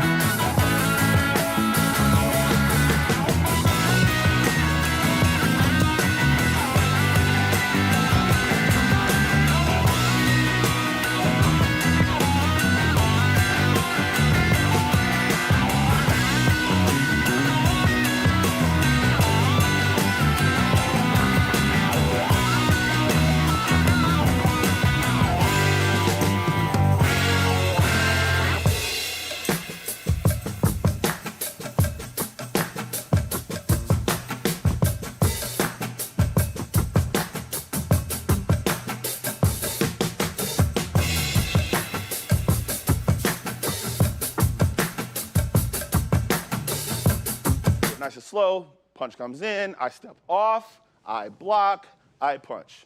Not very effective as far as an actual self-defense situation. Nobody punches like that. Yes, okay? Let's just work on that at first. So one more time, person's gonna step back. We're gonna do one for one. So he's gonna do it once, I'll do it once. You guys go back and forth. Punch comes in, inside block to the wrist, punch to the ribs, ki. Okay? That's it. Find a partner and work that. Okay? Let's go. Remember, we're stepping in with it. We're having that distance.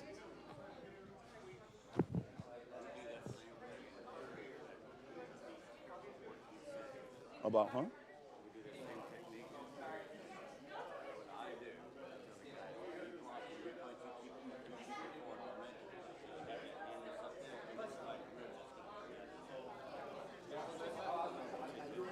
No, but I'm saying people don't attack us like that. But I'm trying to go from that to from here. How do I do that from here? Right. I'm getting there. So when do we use that? That's where it's coming from. I love you.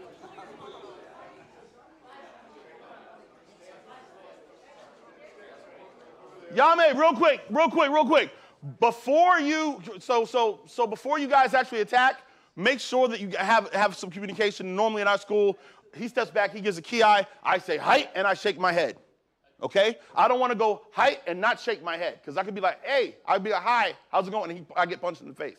I don't want to just shake my head because I could be thinking about it. Should be two things. That's in our school. That's what we do. So make sure you guys have an understanding of that. Yes, sir. All right, get to work. Anybody have questions on it? No, I want you to step. I want you to step. It's a lunge punch, oizuki.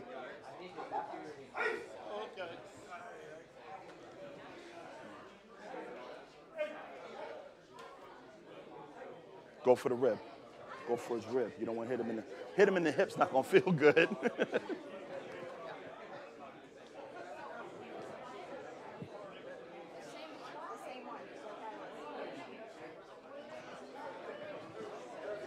This shot is not to the solar plexus. This shot is to the rib.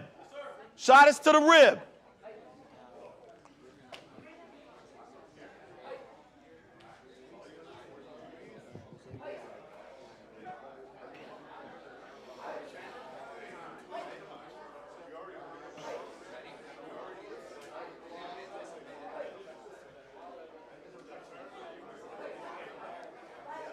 Okay, do we have it? Have a pretty good understanding of it? Okay, so there's another concept that comes from martial arts. One hit, one kill. You ever heard that? Okay, yes, if it was ancient Japan and you had to fight a samurai with a sword, you wanted to kill him the first shot. Not necessarily do you want to kill your uncle who's had a little too much happy juice at the party. That make sense? Okay, but we want to kill their fighting spirit. Do we understand? Okay, we want to kill their spirit, the fight. We want to, how did Matt put it?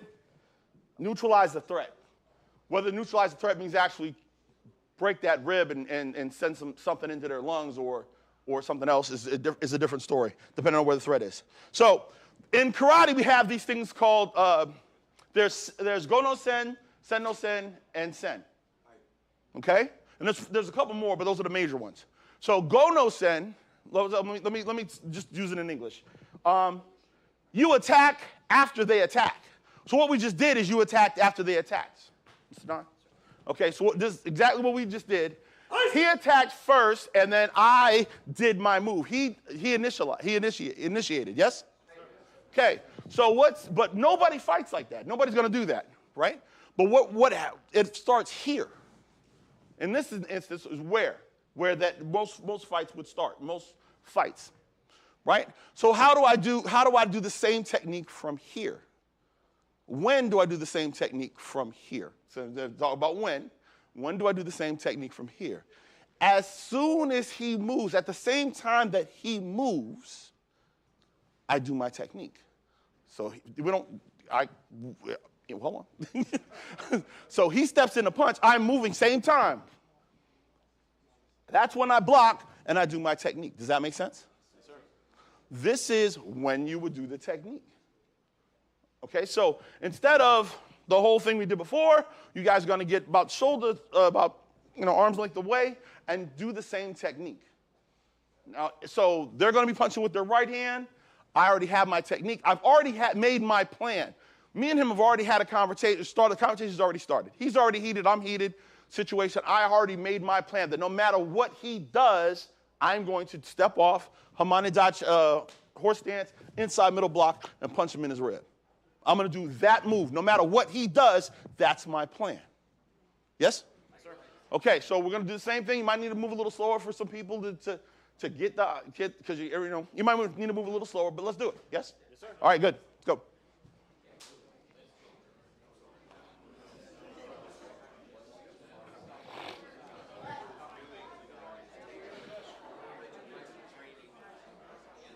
Remember that punch is to the rib. It's to the lower rib. It's not to the solar plexus.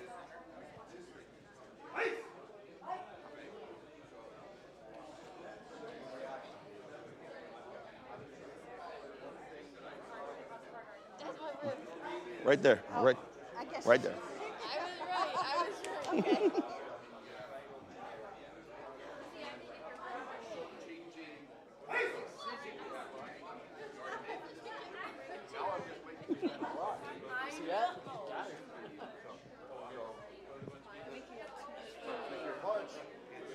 Okay. I made my decision. I'm getting out to regiment that and make it where we are training partners, right?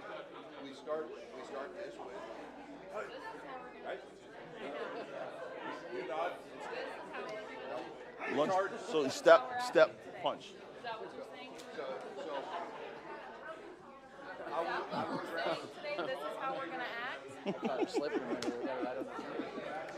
Ouch. Oh yeah. Now he's decided how we're gonna act.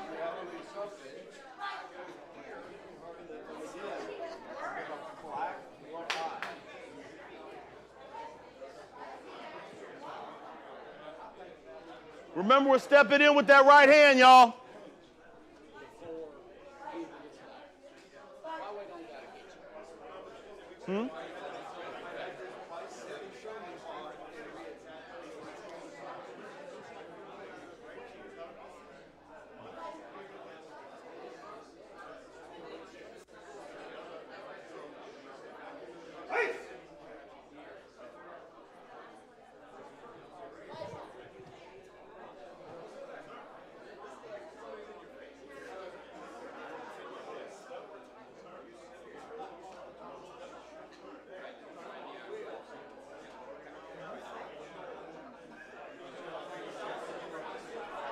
How we doing, y'all?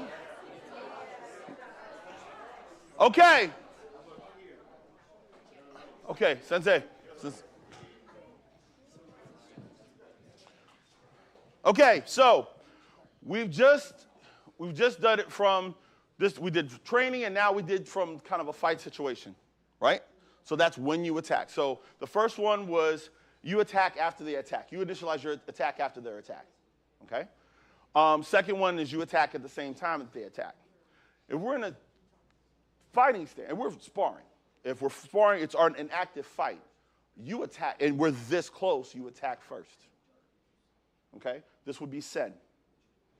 All right? So my move is going to be the exact same, pretty much the exact same movement, my feet and my hands. Okay? I know what I'm going to do. I'm going to do this, same thing I've been doing. 1, 2. Yes? But I'm attacking, so.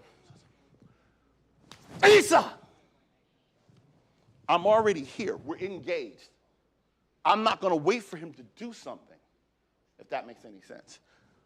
Inside block, well, the inside block, we're going to cheat a little bit. We're going to hook it. Okay, we're going to take same movement, but we're doing this. Oh, look where my hand is. Where's that? What's his hand going to do? Maybe go around it, maybe, but not before I hit his rib again or hit the solar plexus. Now, it looks different, but have I done anything else different in my movement? No, it's all about the distance. It's all about when I do that set of movements. And a lot of times we look at kata. A lot of times we'll look at kata, look at forms of those things, and it's like, well, why? When would I do this? You know, or it doesn't make sense that it applies as, hey, look, this is still a fighting art. This is not, hey, I'm doing this because my instructor wants me to do it, and I'm doing it as a dance, you know, or whatever the case may be. There's martial arts aspect. There's a combative aspect to everything you're doing in pretty much everything you're doing in the martial arts classes. I would say pretty much everything. Even your bow probably has some combative. I know ours does, has some combative aspect to it. Yes? Okay, so again, we're squared up. We're squared up. So same movement, 1, 2. I'm just not going to the opposite side of him. It doesn't matter what happens. What happens if I'm late? So I'm a little late. I'm not. He steps in because we front hand, front foot, right? He steps in with that hand. Boom! I'm still doing the same movement. That makes sense? Okay. So take that, and now we understand. Well, we'll play with it. Go ahead and play with it. Go.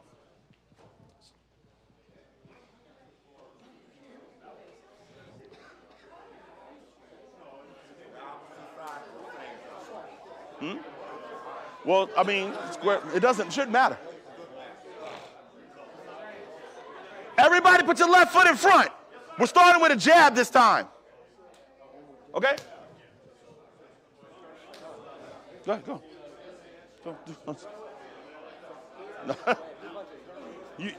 No, you don't let him punch. This is sin. This is sin. Everybody, hold on one more time, because I know I talked a lot. This is, you're in the fight. This is, they've already said Hajime, whatever, you're this close. Hands up, hands up. So, I said I could, if he attacks, still do the same move. But what I'm doing is I'm using the attack as the attack. I'm attacking first before he has an opportunity to do so. So it's not he punches and then because that's not going to work. Saying the possibility for it to be there, but what we want to do is slap that hand out of the way, keep this in their face, boom. Okay? All right, go. You're attacking that. Preemptive strike.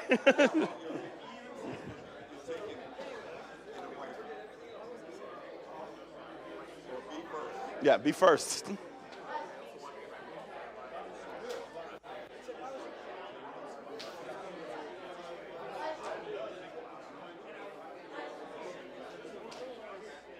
How much time do I have left?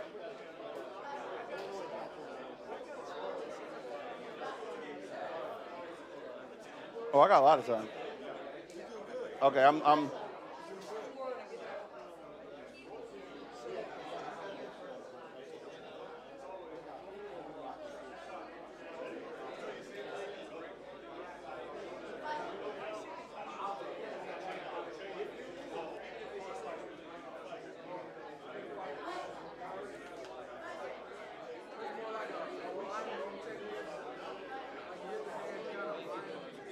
Yes, you could be.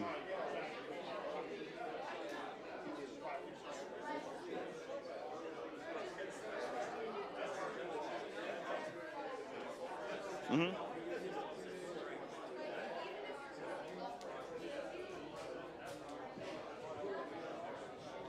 Relax. Okay? You're tensed up, and because you're tensing up, you're using a whole lot of your strength, and you're also making you slower. Okay. It's also That's making what I always seem to have an issue with. Most adults do.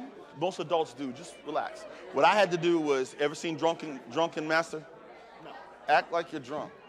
Relax. Just kind of relax with it. Just loosen up. So, look, if I'm tense, it's right.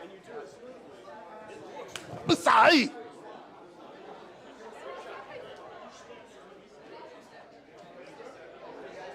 He's not the only one.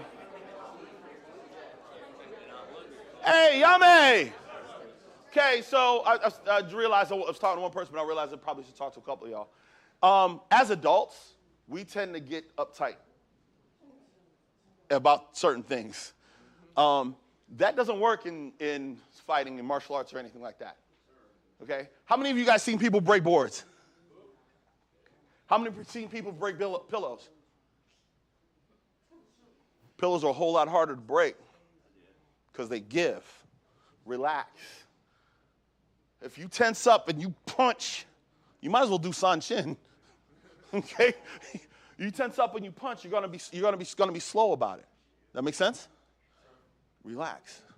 And I was somebody who was like, especially as a first degree, I was like, oh, I gotta hit you hard, you know? And I was slow. It slowed me down, especially because I was a brand new black belt. I wanted to make sure that people knew, respected where I was, right? And I tell you what I did. I saw Drunken Master. Anybody ever seen Drunken Master? Okay? And so I was like, I don't drink, but I'll try to be loose. And Justin remembers this because Justin was there. But try to be loose. So it's this until the point you make contact. Then it's tense. Us? Okay, play.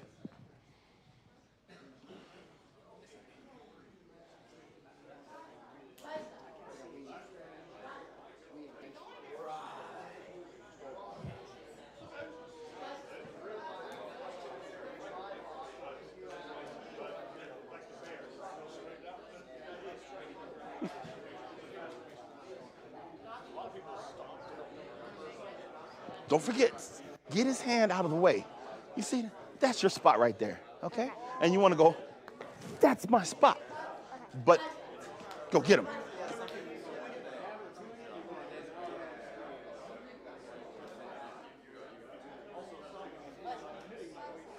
Okay, get your hand up, protect your face. Watch, get your hand up, protect your, look. So this is gonna come, because you're here. This is gonna come right back here as I'm coming in, okay? If I have to, I'm a shoulder checker, I'm gonna do that. That's all in there. There's moves that you don't see, they're all in there. But I need to have my hands up, because if I don't, bing, we don't want that. So boom, boom, okay? How's it going? James Pierce. Hi, Miss Tammy. Nice to meet you. Okay, don't even start from there. So we're here. What I want to do is get this hand out of the fight, and then I want to get my hand back into the fight. Okay, so we're not doing it from here. That was the beginning. This is attack after they attack. This is attack at the same time they attack, and this is attack before they attack. Okay? All right.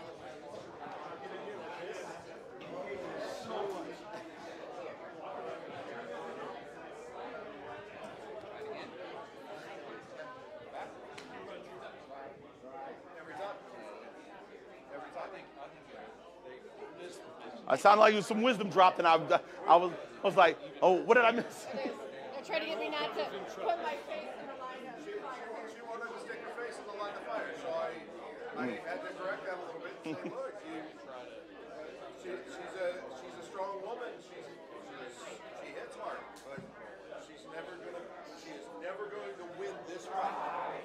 So don't train to try to fight that, because she ain't gonna fight her on the street.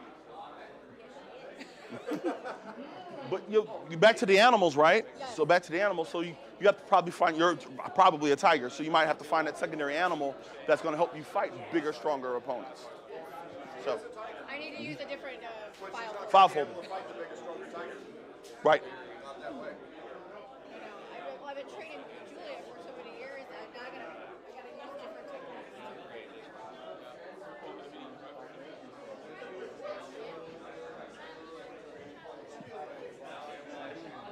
Don't drop your hands.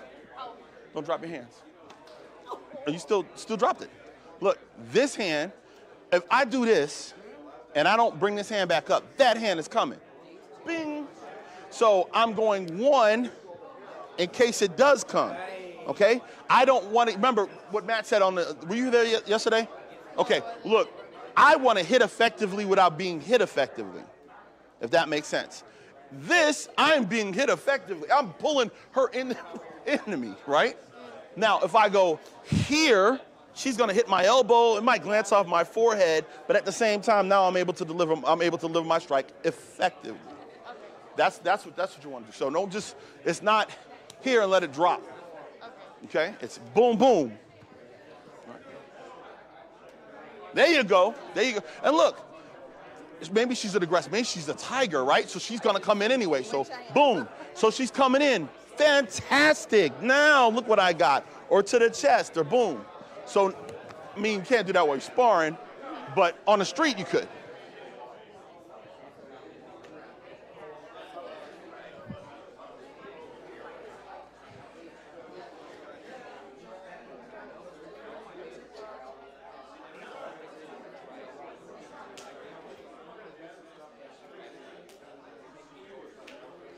Okay.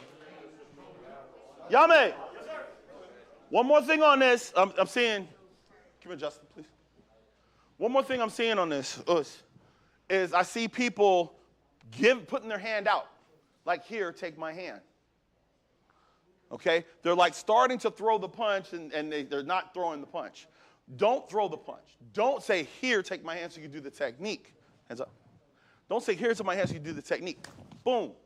I'm not letting, the idea is I start my attack before they even have an opportunity to think. Don't go, if I go, nobody's going to do that. Right? If they're either going to go in, or they're going to go in. So I want to use this to hook. Use this to get this out of the way. Either hook, bring him to me, or get it out the way and go for my target. Understood? Sir. Okay. So I see people that's, here, take it. So let's not do that. Huh? Okay. In karate, everybody, in karate, there are 3 pillars of karate. They are kihon, kata, and kumite, right? And for those who are not karate people, that means the basics, the form, and then combining. Yes. So I just want to let's start. I want you to understand that anytime you get involved in any martial art, there's always the basics, there's the form, and then there's the actual practicing the combat, the sparring, even jiu-jitsu, right? But I want you to think back to when you were not a martial artist and you were considering martial arts. There's a couple of reasons why you joined. There's a couple of reasons why you started. 1, you wanted to be able to protect yourself. 2, you probably thought it was pretty cool. And 3 is you probably thought it was fun. On some level, you thought it was fun. Am I wrong? No, sir. For anybody? No. So these 3 pillars of the basics, the form, and the combining, the kata, the kihon, kumite, and kata. I had that backwards. Kata, kumite. What is the mortar that holds those 3 pillars together?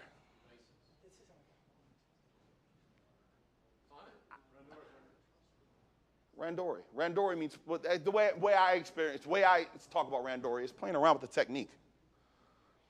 What does playing around mean? Having fun and exploring the technique.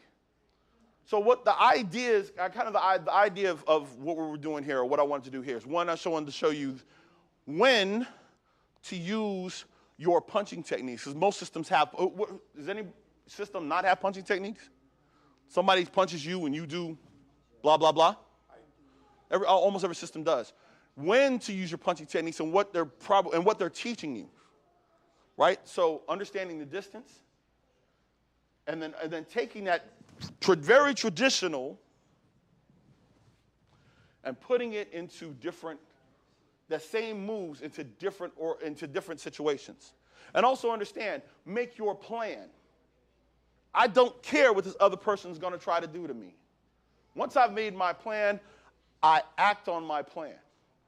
Just like Matt said, you don't react. It was Matt and somebody else said that. You don't react, you act.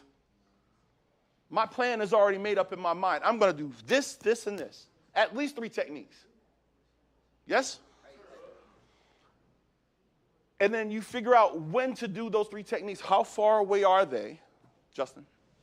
So if Justin's right there. When do I do my technique?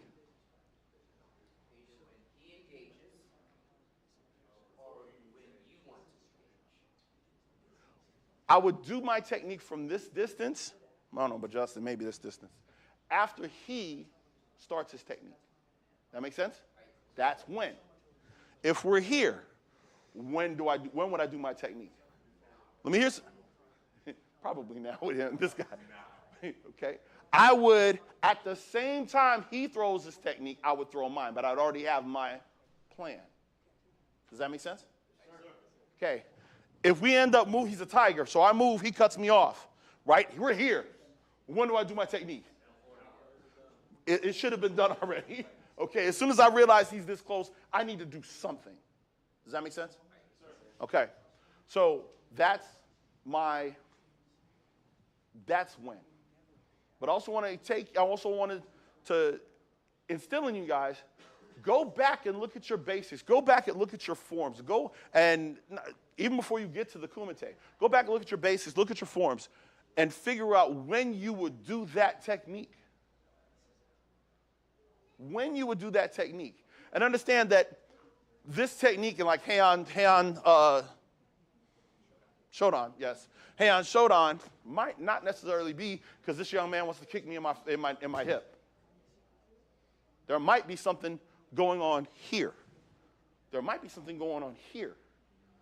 The technique, the actual application that your instructor probably tells you is the surface application. I think it was Kyoshi Penny told me yesterday, there are a lot of systems that walk very shallow in the technique. Oh, well, this is only for somebody throwing a kick, right?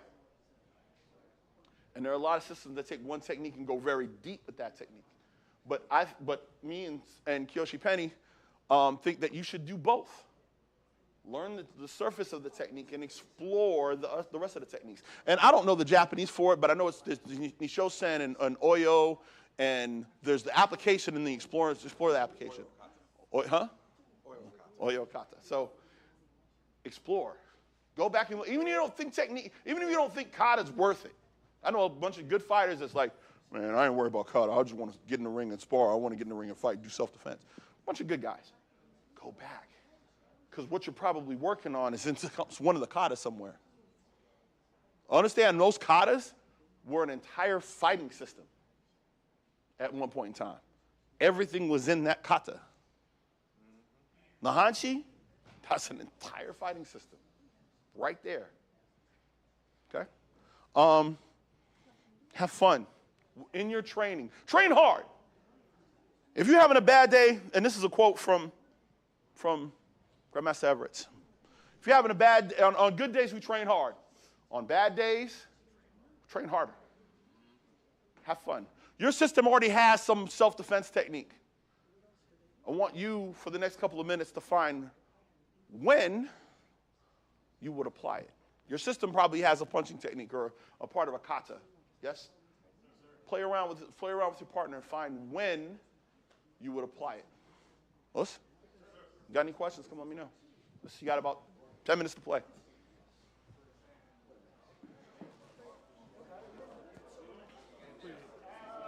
What'd you think, sir?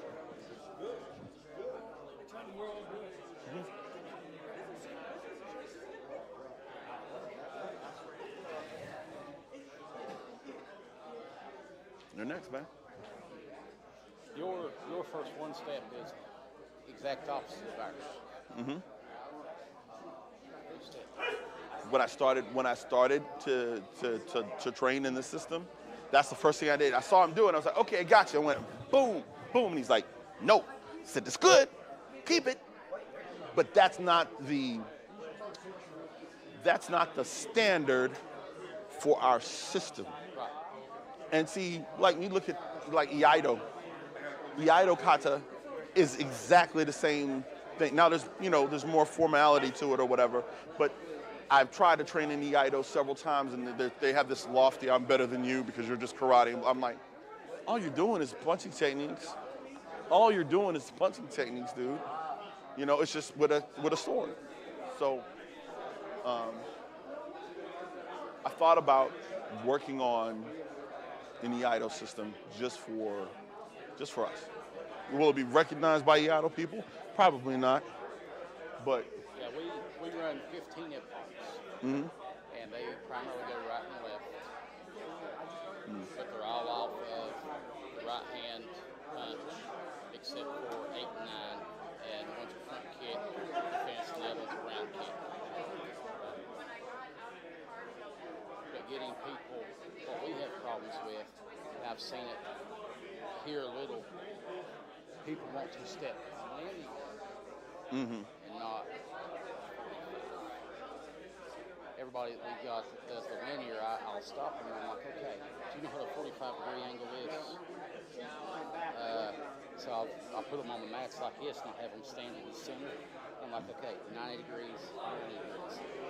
Cut to the corner. Yep. There's 45. And you're like, and they want to do. I bet you they all want to do this. They all want to start here and go way over here, don't they? So, you know, we make that step, and if you step off on the 45, it's a whole lot easier because you're closer. It's a whole lot easier to touch that person versus this linear thing, and now I'm Yep. that far away from it.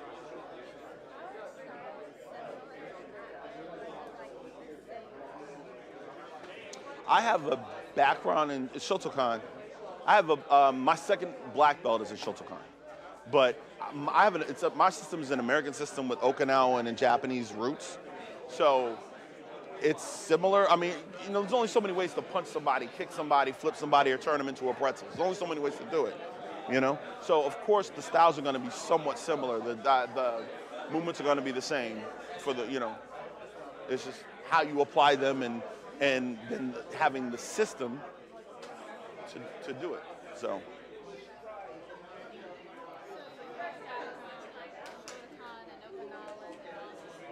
Yes. So after I got my black belt in the Shogai-ryu, which is the system that that I teach, there's a group called KBK, Korobushikai Karate Do Kempo, and I started training with them because I'm like, they were just really seemed really cool, and I was like, hey, okay, well this is a little more traditional, and so once we get to black belt in my system, there is a system kata, and then we go and learn empi, or another system kata, and then we go learn basai.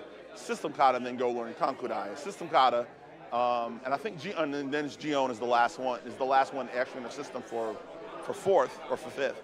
And then after that, I just learned Gojushu Sho and Anaku and just katas like, okay, well, let's look at this kata and explore this kata. The one I'm exploring now is Anan, but I don't think that's an issue. I don't think that's a Shotokan kata. I think it's a family kata that they put on the circuit. What kata do you compete with? I compete with Unsu. Unsu, I love Unsu. I never actually learned Unsu, but I love watching people compete with Unsu. What about you? What kata do you compete with?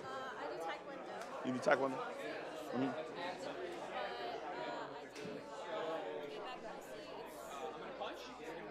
My favorite kata that I've seen from Taekwondo, I don't know that kata personally, but I've done a little bit of Taekwondo.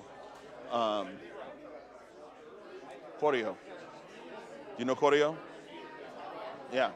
I've seen Koryo done so beautifully. Like so many people, it's like, I love it. I had one guy, we're at a tournament, and the guy comes out, boom.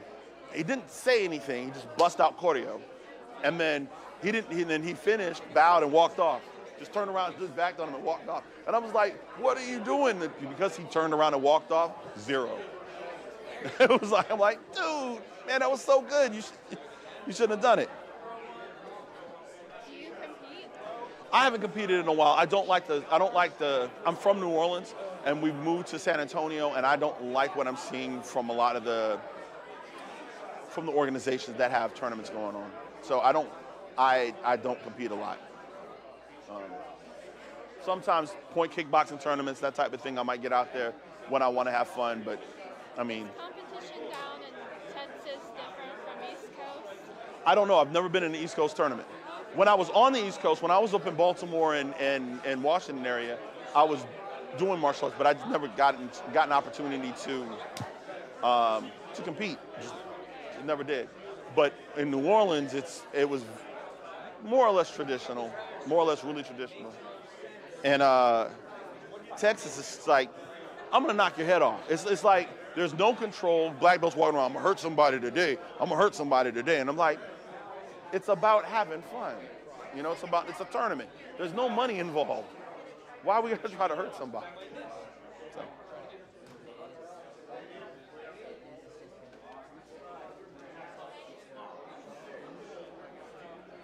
No, I got 4 minutes left.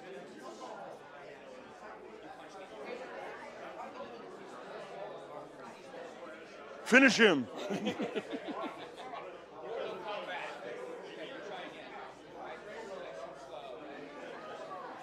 Y'all just sparring. Y'all having fun? Yes, sir. Anybody got any questions? Anybody having fun?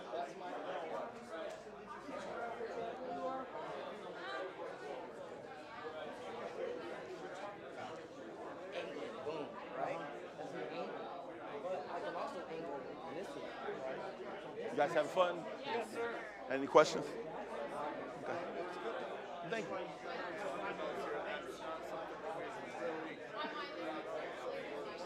Cool.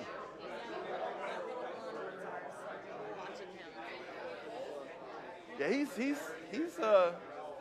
like whatever, man. He's like he's a go-getter. Yes, that's his mom. Oh, James. Nice to meet you. How you doing? And Jason, my husband. Jason. What do you think?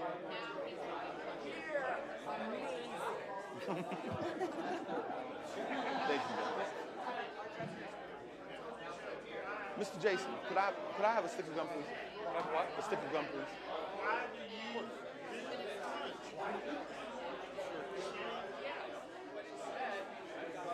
Thank you, sir. Appreciate it.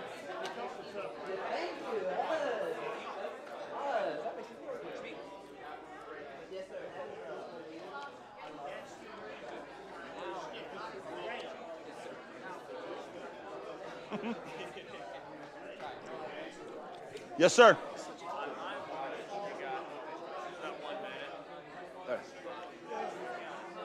Yummy!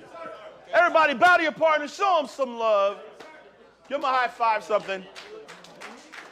I hope you guys enjoyed it. Once again, I'm James Pierce. If you've got questions on what we did, ask your instructor or ask me. I don't care. I'm on Facebook, and if you want to find me, James, I look like a samurai. I'm dressed in blue, me and my wife. So if you're on Facebook and you want to send me a friend request, I'd love to be friends with you guys as far as that goes. Also, can I borrow this real quick? Me and Cedric, Cedric, I'm going to mess your name up. Where's Cedric? Don't be mad at me, Cedric. It's okay, my mother calls me worse things. Me and Mr. Cedric were the ones who put the book together. And if you don't have a training manual, most of the money that's for the training manual that we have is going to the association. We want to try to do a couple other important things with the association, like possibly starting a scholarship fund, looking at ways to be a bigger well, definitely a bigger organization, but not only being a bigger organization, but having a bigger impact on the martial arts community, just the community in general. Okay, and that's what the association I think is super important. About the association, super important, is to have a huge impact on the world around you. Any association, your school, the group of people you hang around with. The whole idea is, I think for most people, is to have a positive impact on the people around you. So just understand that what it is not because me and Cedric are going to be like, hey, we're going to go, to Vegas next week and blow this. So I just want to let you guys know what's going on. I do have a few books left. We do have a few books left. On the website, they're $25 because I have to ship them to you. And there is a wait time. So if you're interested in them, they're $20 today. And like I said, I do have a couple left. I hope you all enjoyed it. I enjoyed working with you guys. Us.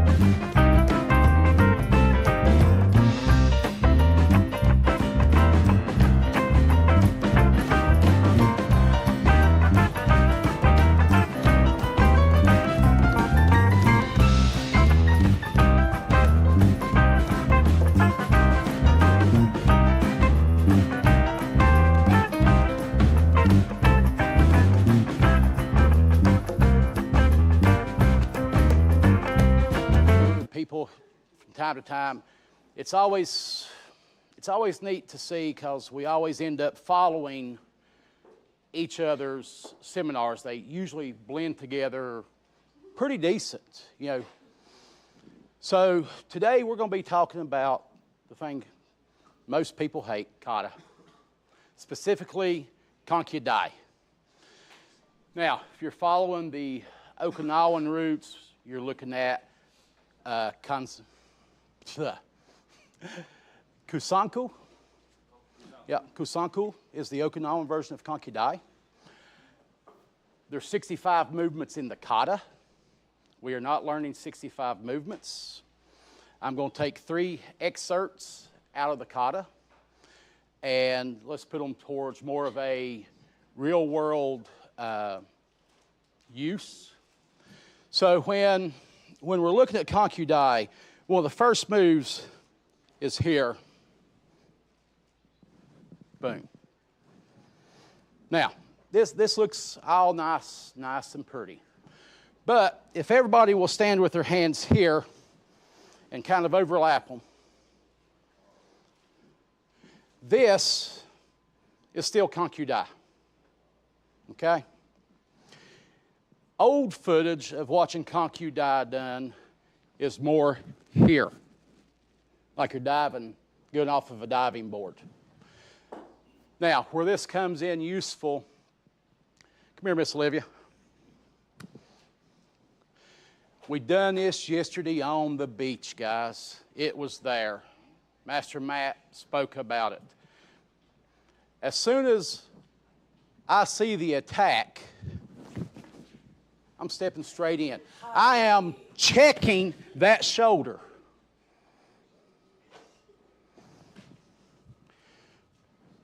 When you look at the original version I've seen, and the practitioners here, what is he doing? Look at it. Can you, everything. My J line is protected on both sides. Where do you stop a power source at? At the source. As soon as that swing comes, boom, I'm diving through. If he was on the beach last year, we done this with Master Matt. We dove through the loop. Yeah, I remember that. Yep. So now, grab your partner. To me, this is one of the more valuable aspects of the kata, and it's in the very first move. Give your partner. Now, I'm from Redneckville, guys. Southwest Virginia. We are the home of the hillbillies. I don't care what anybody else says. You're going to fight one, you're going to fight 3. And there it is. And you train to what you deal with. And if they want to throw those, that's fine. We'll throw them all day long. Now, the other part. From here, I don't have to always dive. She throws towards the belt, boom. She throws, boom. The same movement, I can box my whole body. Even close range, boom, boom, boom, boom. So grab your partner. Give it a whirl. Give them a little love, but don't kill each other. Got questions? Raise your hand. I will be there.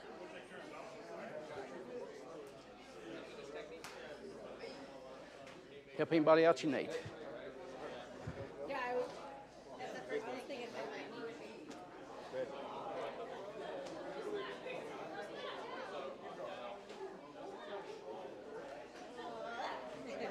Boom.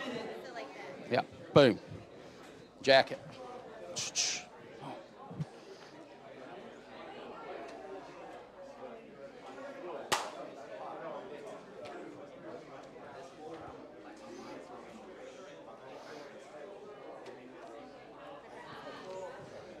Boom. Yeah. Boom. Boom.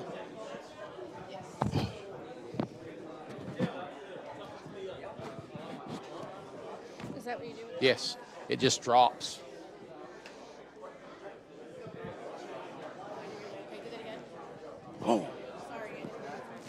You're good.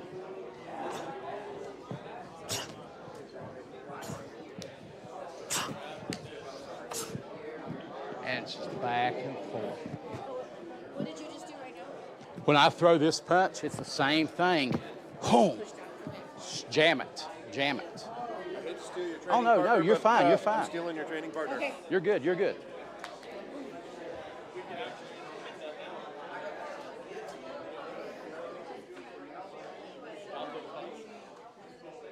Dive into him. Mr. John's 84 years old. That's General John I was talking about last night.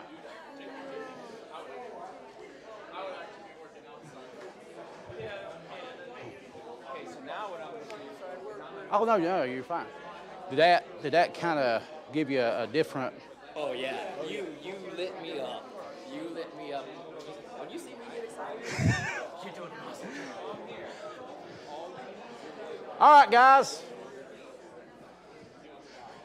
Let's look at another section. So, from the start of Kanku-dai, we come out, boom. Now, this is not wrong depending on your style. Traditionally, it's straight up and down, here and here, in most of the Shotokan lineage, okay? Now, is it viable? Yes. Where'd my munchkin go? Come here, munchkin. Go ahead and swing. Swing. We're going to do this. Anybody going to do this traditional block? Yes or no? No, absolutely not. Swing. Swing. Same movement. If you ever followed the Pasquale sensei, Michael de Pasquale, he always used the dead arm block. He was infamous for the dead arm block. As soon as the dead arm block, boom, I'm just rotating on that cut. What is that rotation? Same knife hand, boom. One, pop, two, pop. Think about the anatomy of the fight. Is she going to throw one? As soon as I check it, what's coming? Two. There it is. Pop, pop. Grab your partner. Give them some love. Try it out. Don't hurt him.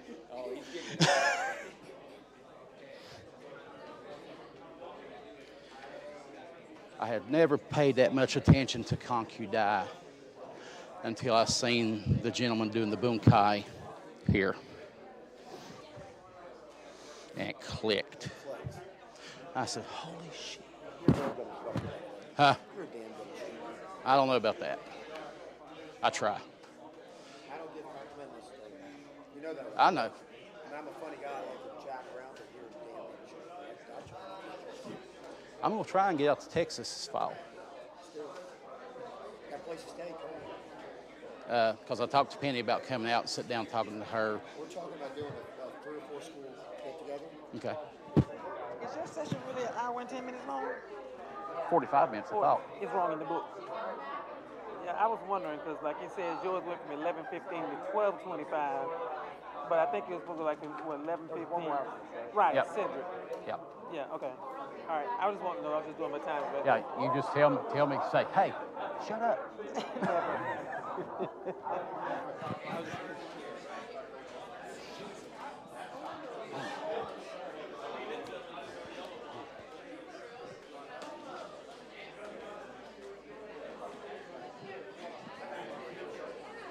Now don't try and use power on me. Throw it up and cut. Just wham. Boom. Yeah, open your hand up for me. Think of Tina Turner, John. Stop. Boom. That's going to put ulna and radius. That's going to put that radius cutting right into his forearm. Pop, pop.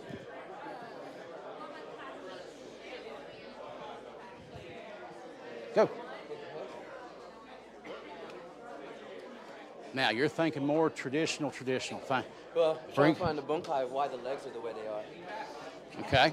So now, from here, Ray strikes. We are striking, boom, putting my hips behind it. Now, when you look at a lot of traditional systems, I can punch Ray here, and it's going to hurt. I can punch him here and drop the hip shift. What happens? What do you weigh? More energy. But what do you weigh? 145. All right. If I pick you up 145 pounds and I sling you into pennies, is it going to hurt? Yeah.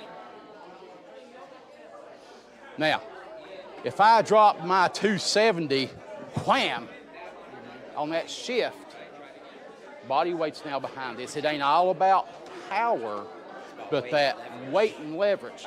So we're kind of absorbing, but we're also dropping the weight. Increase the energy. Yeah, pop, pop. Now, you know, when I like Kanku-dai, but like I say, when I seen this version, it just like blew my mind. I'd never seen anybody do Kanku-dai with their head down. A lot of WKF people do that way. But if I do this, I have missed that whole haymaker. There's no way I can stop that haymaking punch here. Right. But here, it works. Right. And when I go pop, boom, there's that dead arm block. Think of, where's horse stance usually weak at? Front and back. Okay, where's your back stance weak at? Side to side. Oh, yeah. Right. If you hit me here, you're taking me weak side. Same thing, taking me weak side. You hit me here, I'm gonna go so far, but if I give you strong stance, strong technique, Hey. we got that angled L, You're going towards body. the energy. Yeah. Tell me where to put your weight. Right. I always look for a takedown. That's the way my mind works. All right, so boom, boom. Aye. Or if you do, it's right there. Aye. Pop. The head. Boom. Throw Cedric's Aikido in there. Boom. Aye. Spiral him down. Thank you. That's what I'm talking about.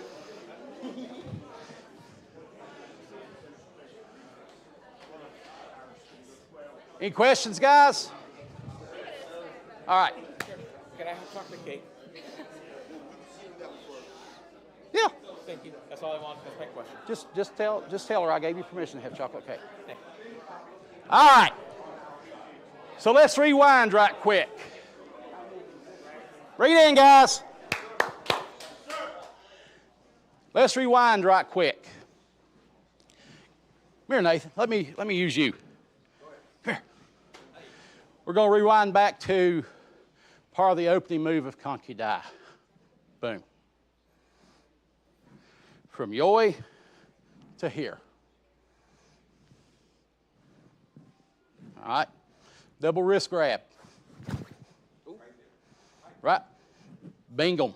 Bam. We've done this for years. Or what I rotate out against. The thumbs. Weakest part of the grip. I open the grip up. This is still Kanku-dai, ladies and gentlemen. Boom. Boom. I'm not cutting. I'm going to hold this head solid. Brachial plexus strike. I am not hitting, chopping like I'm chopping on a chopping board. I'm hitting and cutting across the brachial plexus. Anybody don't know what the brachial plexus is? Raise your hand. Okay. Big muscles right here. The brachial plexus covers the carotid. It's protected. It's not protected. That was not a hard strike. For you, it wasn't. That's this is just the cut or the cut. I have to move the muscle to get to the carotid. Tight. How do I loosen his grip? And guys, be honest. If I reach, what's your first instinct? Whoa! There it comes. Boom! Or bring it all the way around. If we bring it completely around, boom! There it is. Next move, whack! Pop. We still got this, but we're just angling it here and here versus here. Grab your partner, grab the wrists, yell at me if you need questions. Come on. Thanks, sir. He wants to fill another one? Yeah. Yeah, just now, think about this. You're a young man. Can your fingers reach his groin? Yes, sir. Get into him. Get closer. Justin's a big old guy. Even as big as I am, I can't reach him. But when I step to him, there's my beat. But if I say, hey, babe, no, I go to, see, he's already, oh, no, no, no, no, no. It's there. Be comfortable in your manhood, Shane.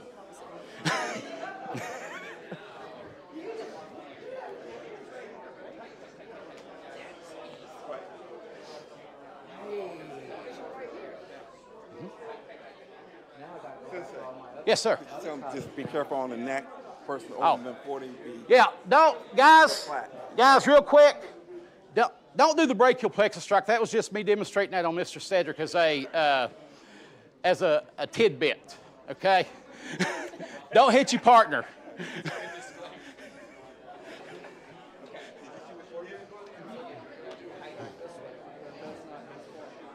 Yep. Real well. Smash them wrists together. Not smash the wrist. Yeah, smash your wrist all the way around. Boom. Now, there is, if you follow the traditional kata, we are here, just right where you're at the bottom. When you start looking at different application, we can do it here. Here's my first knife, second knife, pop, pop.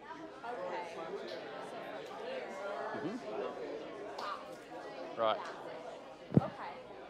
Because you're separate. Yeah. This is the same thing you did. But Now, Taekwondo, it's the same thing as Shin-Bi and your first move.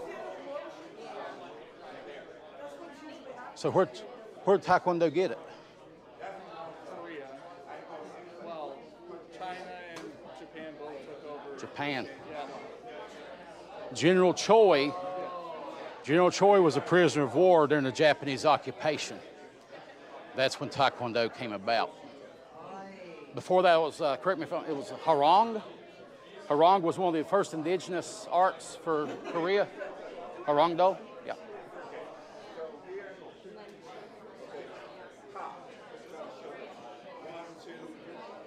Yeah.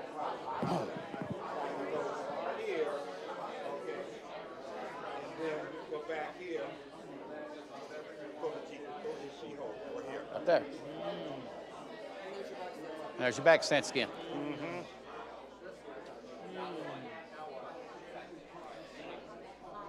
Sometimes it's easier when you see it again from somebody else. Right. When it's being done on you, you're like, Man, it's dispersed, right?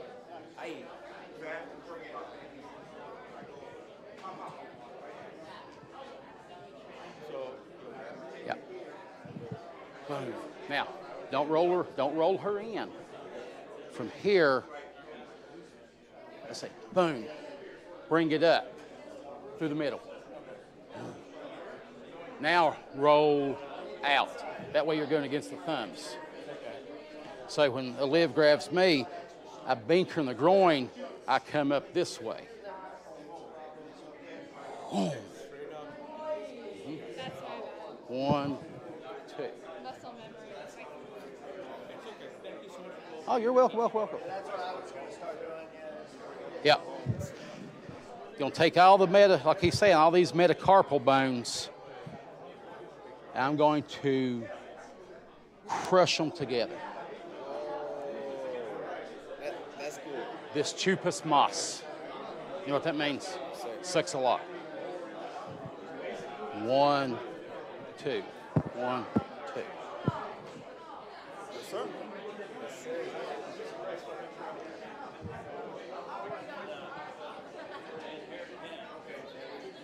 What do you think, John? Yes, let me see. Now, don't think power. As soon, and it's natural. If I reach for your groin, what's the first thing your hips do? Now, where does his head go? I'm working. You don't have to have power to work that at all, as long as we go out. Once we go in now, Master Maples, he can stiffen up and he can make that a whole lot harder on me taking it this way. But don't matter how strong he is, he cannot resist that. Was I doing the other one? I thought that's what I was doing. You are, but you're wanting to like hit, Power me, I think. power him. You're trying to overpower him. And you are the most fit 84-year-old man I've ever laid my eyes on. 84. You should see this man. He ain't got a 6-pack. He's got an 8-pack. 84? So I would never guess. Can you show the strike? Yeah, I go boom. Yeah, just reach for him. There it is. I'm breaking that up, grabbing, boom. So instead of bringing it all the way around, as soon as my hands are free, I'm just going to pop. So one of the questions was, go ahead, go down here, and then if you start striking, what prevents, obviously you're catching somebody that doesn't know off guard. Right. They probably won't see this happening, but if it is somebody that just natural action is to go like this, okay, then you would follow lower. So, bink, get the distraction, bam, boom. Yep. Okay, good. Coming straight. Cannot stop that. Straight line. Already inside. Yeah, So all right. that's where you were talking about pulling or pushing. Yeah, you cannot stop that one. Yeah. Good.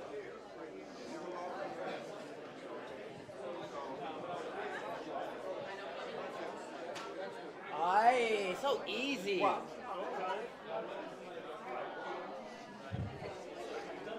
right, guys, bring it in. Now, so we're looking at what? 4 viable moves within the first 4 parts of the kata. It's not rocket science. When I look at Bunkai, if I am struggling, it is not efficient for me. It has to be a natural movement. When you train gun, knife, stick, repetitions building memory muscle over and over and over. Same thing with kata. If I get to this point and I go, I'm starting to struggle, no, throw it out, get rid of it. Make it viable. Am I altering the kata? No. Not really. I'm just putting different angles on the move. Here versus here. Here versus here. Kata's kata, waza's waza. As Sensei Pierce said earlier, Kihan, kata, kumite. Over and over and over. Now, there is, if you don't know Kanku-dai, it's kind of difficult to follow this in a sense. But there's also a move in Kanku-dai where we throw outer block, pop, pop, pop. I'm sorry, wrong. No, yeah, right. Pop, pop, pop, boom. To here. This is where you see the big fall in Kanku-dai. Guys, I've seen people do the jump, they do the back kick, they land. That's fabulous. If you are that athletic, go for it. Master Cluck, can you shoot someone that's behind you if you don't see him? No. So why would I turn around, jump up in the air, looking at Master Matt, and try and kick this guy back here? No. But anybody follow Muay Thai? When a Thai fighter throws that kick, do they stop or do they continue? All the way through. Boom. This leg comes around. There's my block. Come here, now, I don't want to be in this position. I don't like it, don't want to be there. It's bad mojo for me. But here, we're going to give the boys a good lift. Body dynamics, ladies and gentlemen. If I bink, what happens to the head? Boom. There we go. Now, don't take them to the ground. I'm going to lower you down. 1, 2. That's viable. That's nothing more than a straight football tackle collapsing the knees. Oh. So,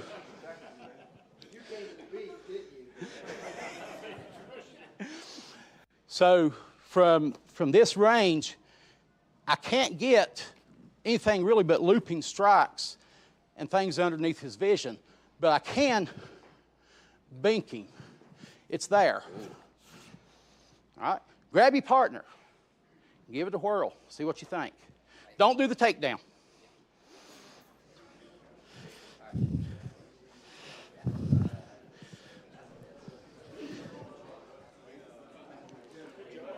Oh, you're welcome, welcome. Thank you. Seem to be. I try to feed into where multiple styles can take it. If you want it, take it, use it. But you know, when you're looking at clinch work, this to me, this is very viable. It's all straight from here to push-pull. I Right. love that shit. Okay. So when we're doing the knee, are we kneeing and popping the same hand? Or In kata, this is all the same. Okay. Boom. Because when you do the foul, this leg goes down and this one goes back. So it looks something like this. It comes boom, boom.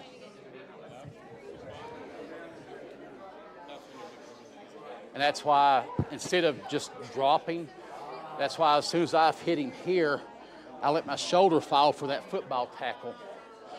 Yank them legs out. Then guess where my knee goes? It's driving that groin straight back down to the ground. But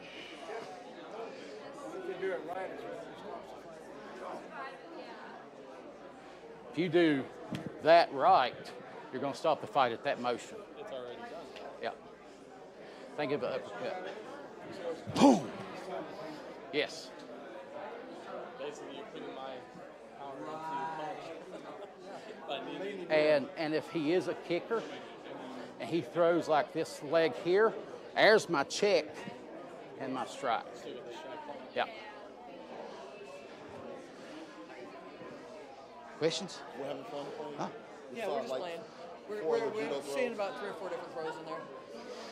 So, all of y'all are familiar with Kanku-dai, and you see a version here, and then you see a version here.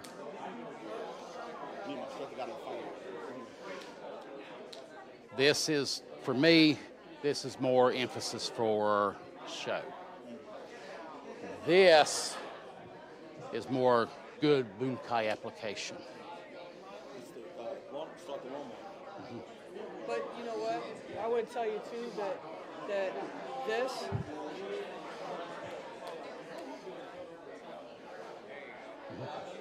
there's a break there. Yep. right? So if I bring this hand in and I feed, so this hand up here, that's not show. That's my arm bar, and there's my break right there. So I hope you like that one. Oh, I do. Because I'm gonna say from now on, Bing can make them think. I like that one. That was beautiful. so when you're looking at this application, that is actually from here. Boom. Boom. Pop. Now, I don't always like saying I've got this person here. I pray that when I bust your boys, you ain't gonna be standing there for me to do that. Right. Right. I shouldn't be. Yeah. But now, when we come back through from here, I want to start at your pelvic girdle. Push them down, make a thong out of them. Grab it from the rear. Rip them out. Either rip them or hook. Boom! There is your closed application. What comes after this move? Here, shift. Boom. Then you do the same move.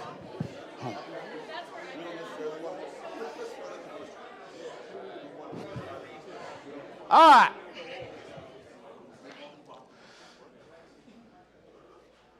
Where's Alden at? Come here, Liv. So now, there is a move that looks like this. Boom.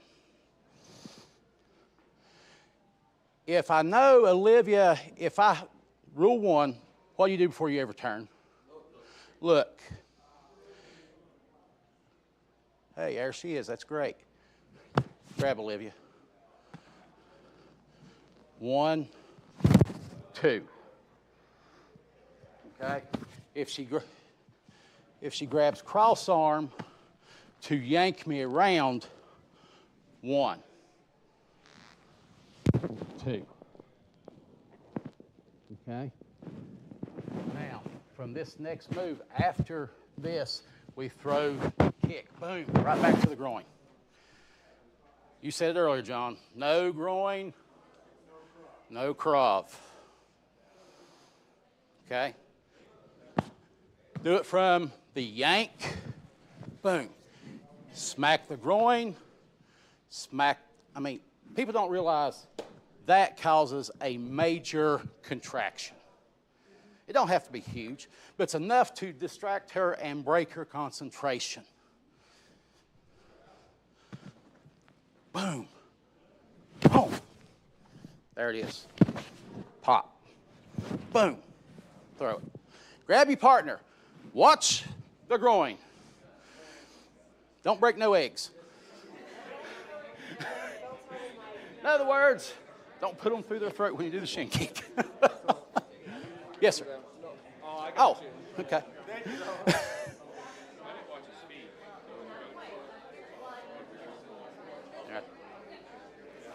You know, a lot of styles do not even look at stuff like this. I don't know why. You need to. You need to. So, Anaku, yeah, we got Kick It Serious, but Anaku has this, right? Because in Anaku, we get here, and then we do the pull through.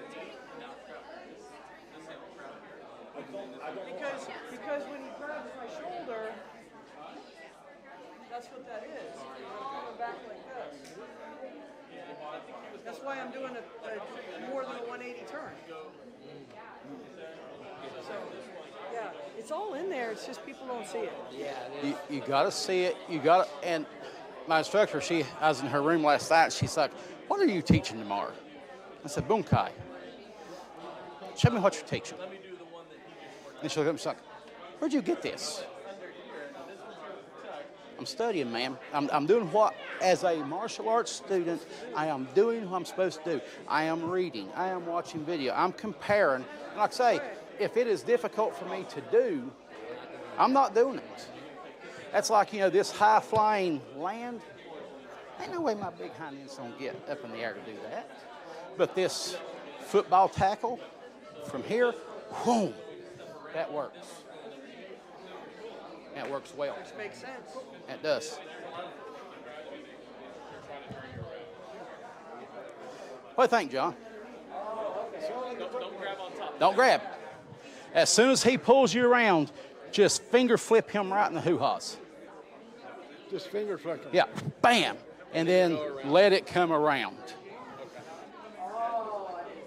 Shoo, there. Here.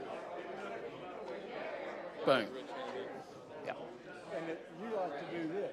Yes. I want to move that brachial plexus, the mastoid process. It rolls.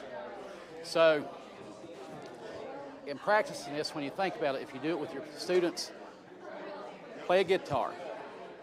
Here's the mastoid process. Feel that? Major nerve right there. Yeah, I've seen guys. Now, if Buck grabs me and he finds that major muscle, you'll feel that nerve flick underneath. Feel it? That's the mastoid. That is that major nerve that will drive that whole thing. And that's showing that the brachial plexus muscle here is moving back and forth. So to get through it, I have to either go here or here. Yes, sir.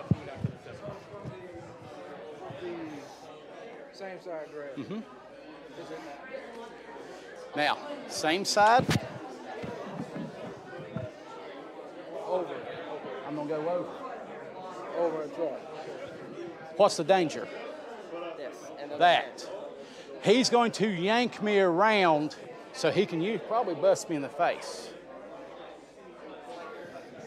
If I go here, I'm still dealing with that. I cannot get to it. If I come here, I can at least get that out of the way. The next move, whether I have executed this knife hand strike, is that shin kick to the hoo-haws. But if you think grappling, boom, just like an arm drag in high school wrestling, boom.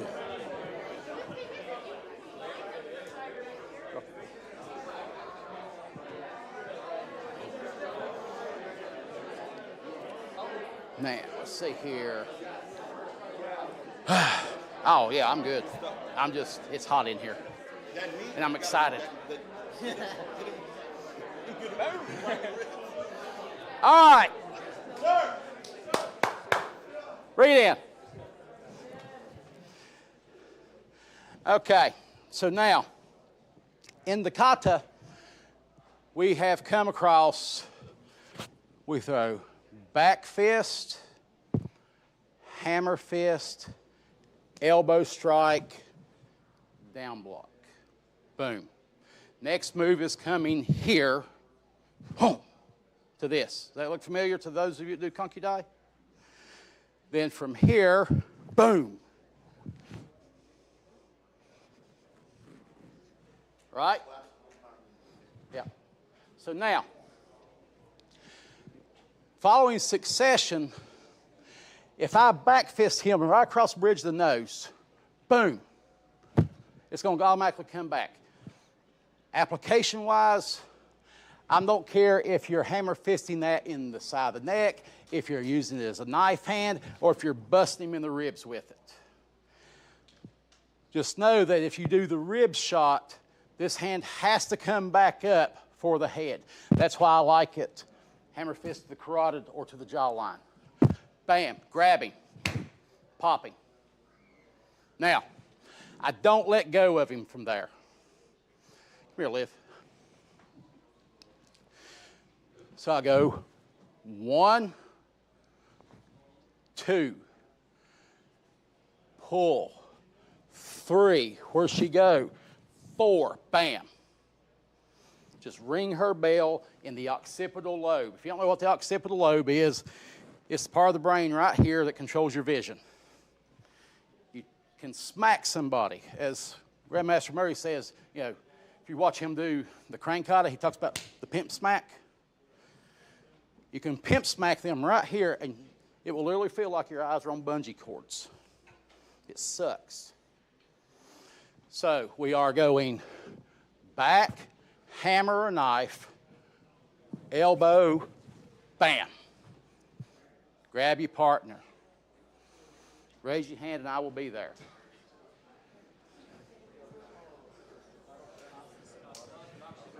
And he told me, yes, he can have cake. I'm assuming you. Just has to take his damn.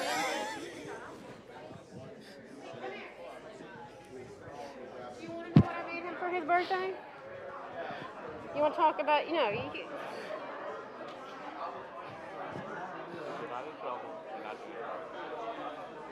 this motherfucker.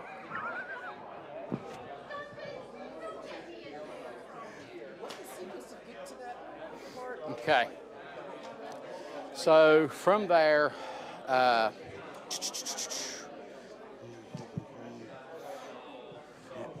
pop, pop, boom.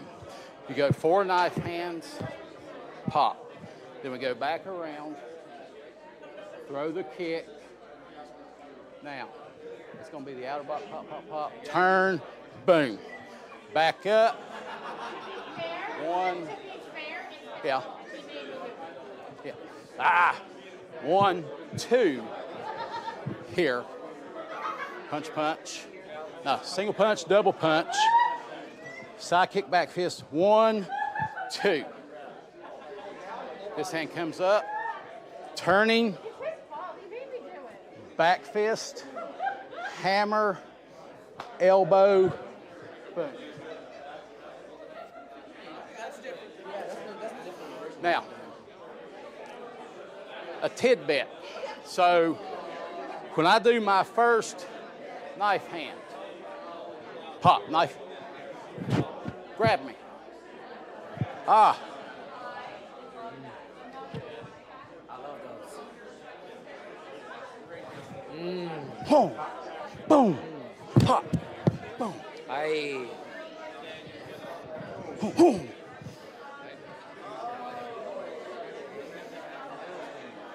I had never seen the turn under. We always done from here, we folded. So even if you grab it, I fold you. But that don't make sense there. That's awkward to me. Take it down. But when I seen that, oh, now I'm on this side. That made a whole lot more sense.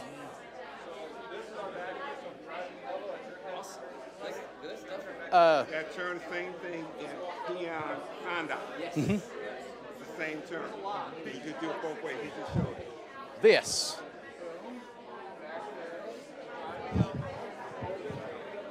Okay. If you wanna use the kiddie version of it, and I hate to say it like that, but when I do my down block, I drop him right there. Why do we pick up and do that?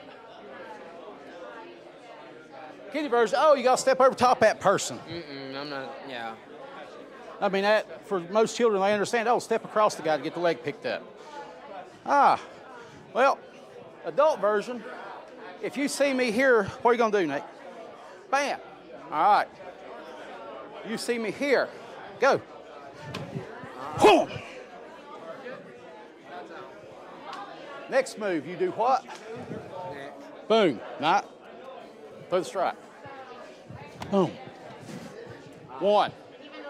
Or throw it into Cedric. 1. And get the full turn. The elbow break is only a half turn here. Yeah. I've changed kata now. I've not done the complete turn. The complete turn gives me my throw.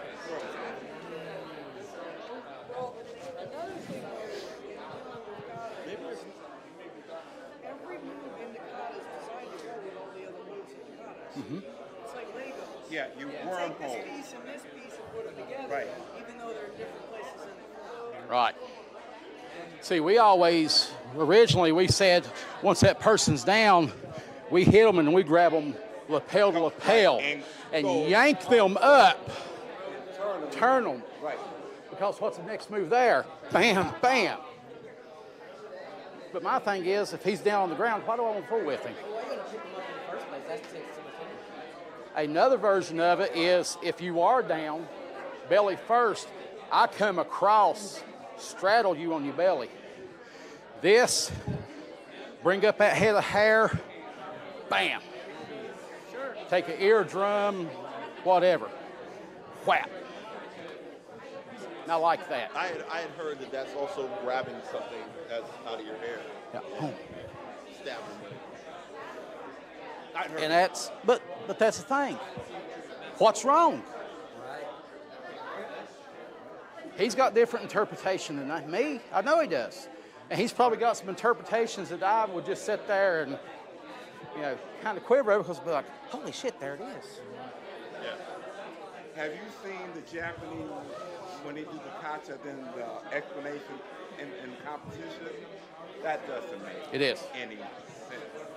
No. Because they say, oh, blocking that person.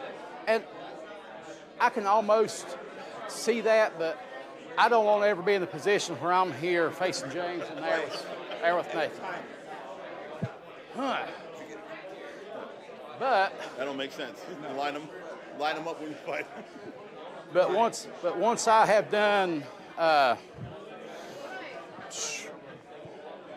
done my kick, and I do this. Well, if I do kick you, bink, James steps in, wham.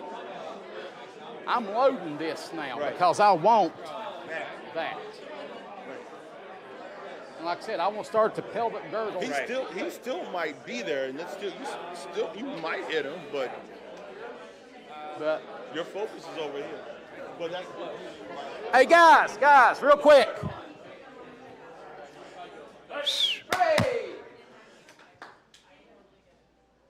When, and I can't remember right off if I showed you the groin grab.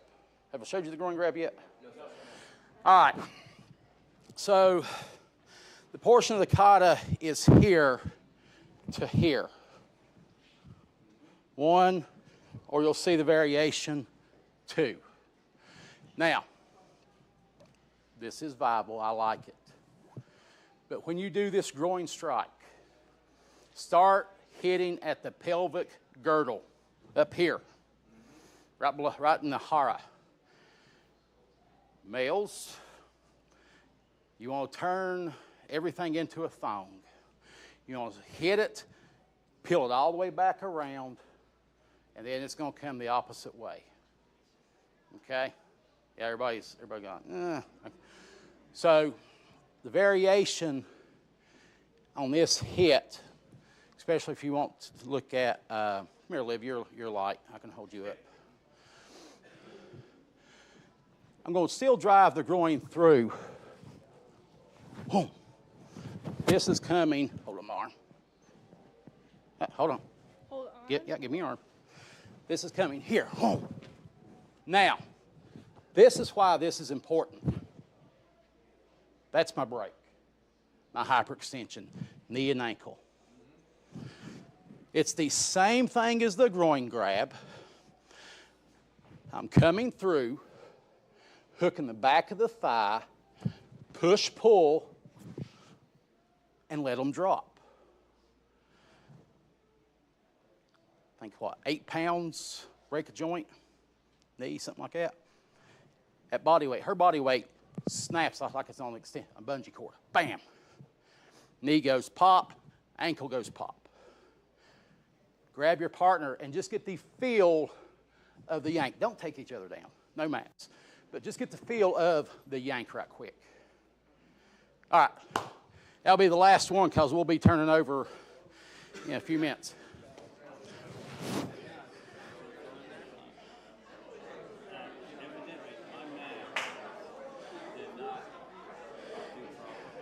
Okay, because Dwayne's wife come up and asked me about that, and I thought it was just the 45 minutes. So I told her just to yell at me when it hit the 45. And that way, that should put Cedric about 5 minutes earlier. And it's all good.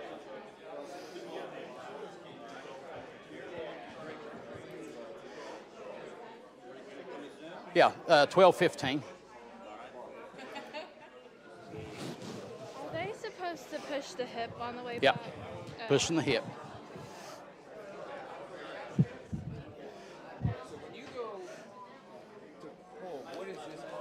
Okay, let me borrow you, little fella. The move is here. This arm comes up. I'm gonna grab his thigh. Yeah. I'm either gonna hit him in the hip or take his body back. This is where you end up with the break. Yep.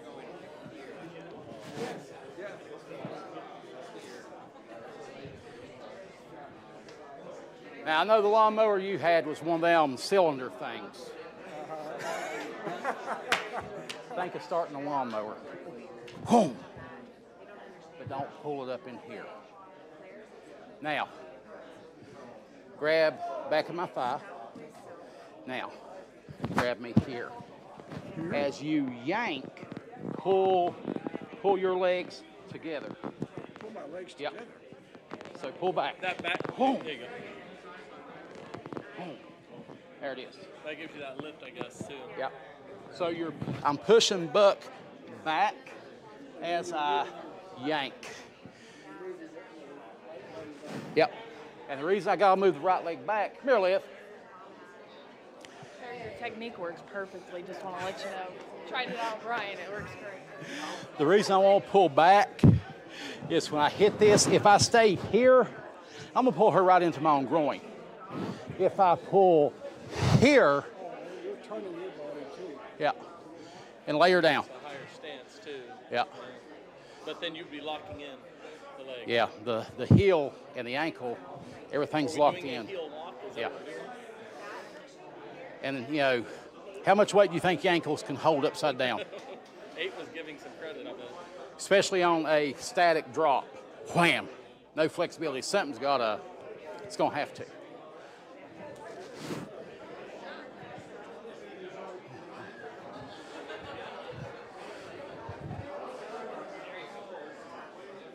Now, correct one thing. So when I do my shoot, this hand's here. Now same, just relax. Boom. Yes. Now, at this point, if I keep Shane here and I yank, he's gonna beat me good. So as I'm pushing and pulling, this foot comes back. Shane, tell me how that feels. And I've not even stood up yet. Oh, come on, you good. So you've got that push, boom. Yes. Now pull that left leg back. Oh, pull that left leg back. Oh, I have the leg. Yes. Because here's what happens. Go ahead and do me. Boom. Pull. Now. Boom. Yep. And just turn the body. So on this side. Boom.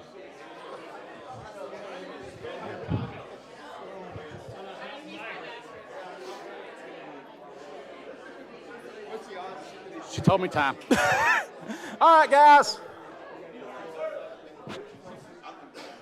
Miss Edie's pointing her finger at me. Any questions? If you do, yell at me. You know, I'm on Facebook. Generally, anybody that wants to get a hold of me, shoot me a message on there. I know for my students, I'll record stuff on Facebook, send it to them private message, especially if they're having issues learning something on their off time.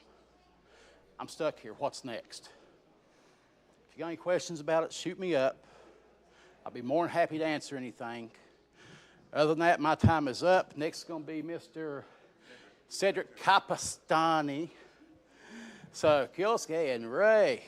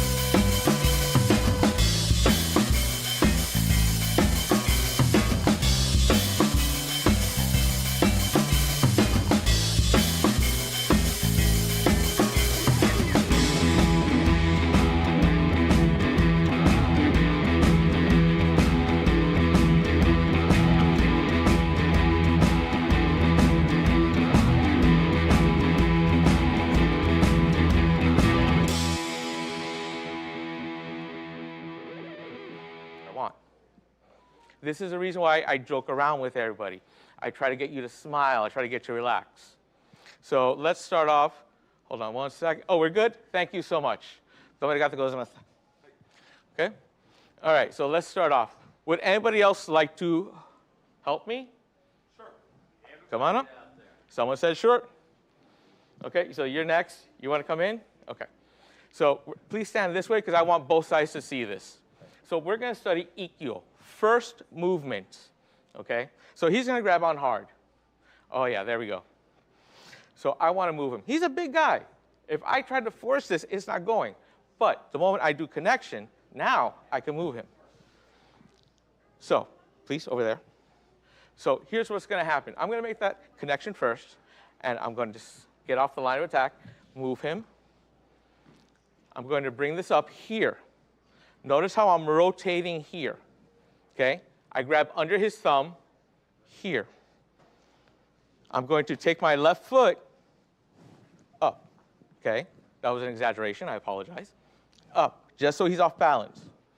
Now I'm going to take my left foot again, slide in, and I'm going to tank on. Bring him down. And that's it for now. Okay? Same side over here, please. Because I want everybody to see this. It's a different side. Okay? So same thing again. If I'm tense, can't do it. But if I'm relaxed, here. Notice the tight smile he has on his face. He's like, what is going on here? I don't like this.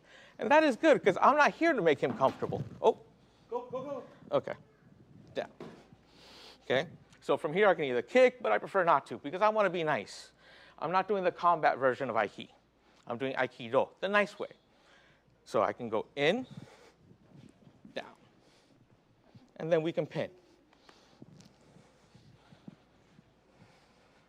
So does anyone have any questions? Raise your hands. Don't be scared. Going once? Huh? You have a question? Yes, sir. Come on in. Come on in.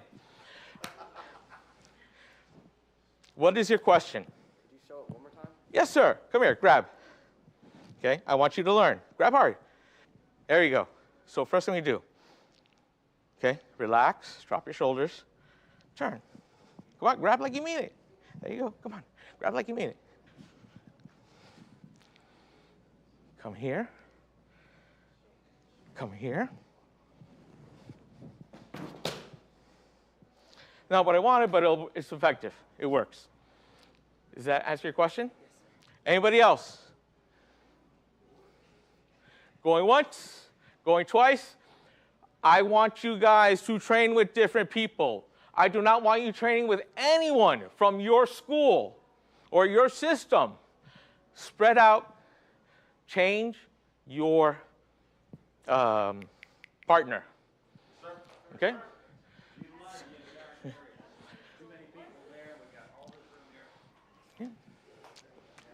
I hate this triangle. Oh. Yeah. I don't know where this dry mouth is coming from.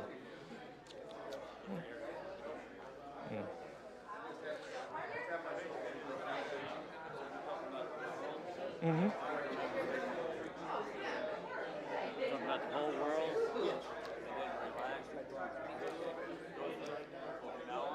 Mm-hmm.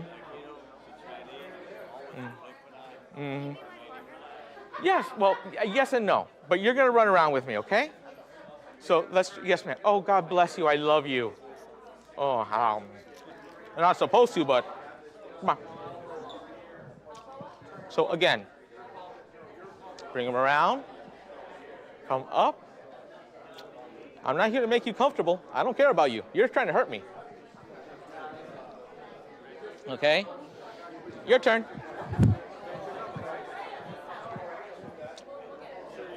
Careful what you're saying because you're live mic'd and you're on YouTube. Yes, I know. They told me. Your turn. Turn. Go right here because they're trying to watch now. All right, try it now. Try it now. Turn. Put your other hand. Grab your other. Use your. Give me your other hand. There you go. Give me your other hand. There you go. Grab. Okay, so this comes here, slide in, and now you're gonna take this leg, spin it around. Whee! Ah, there you go.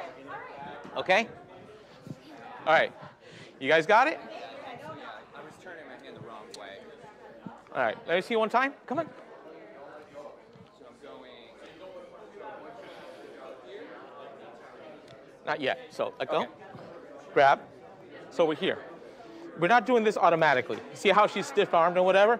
I don't like it. Besides, even if someone does this and they're stiff-armed, bah! I don't care. Okay?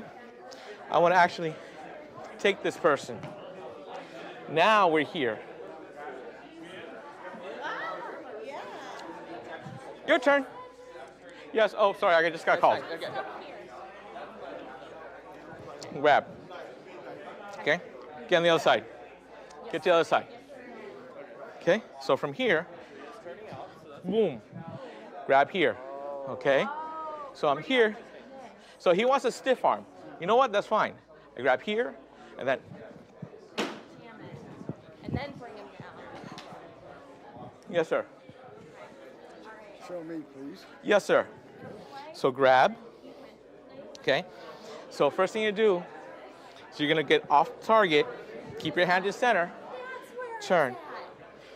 I'm gonna come up. Grab it here. From here, I grab the elbow, slide out, and then turn. Okay? Yeah.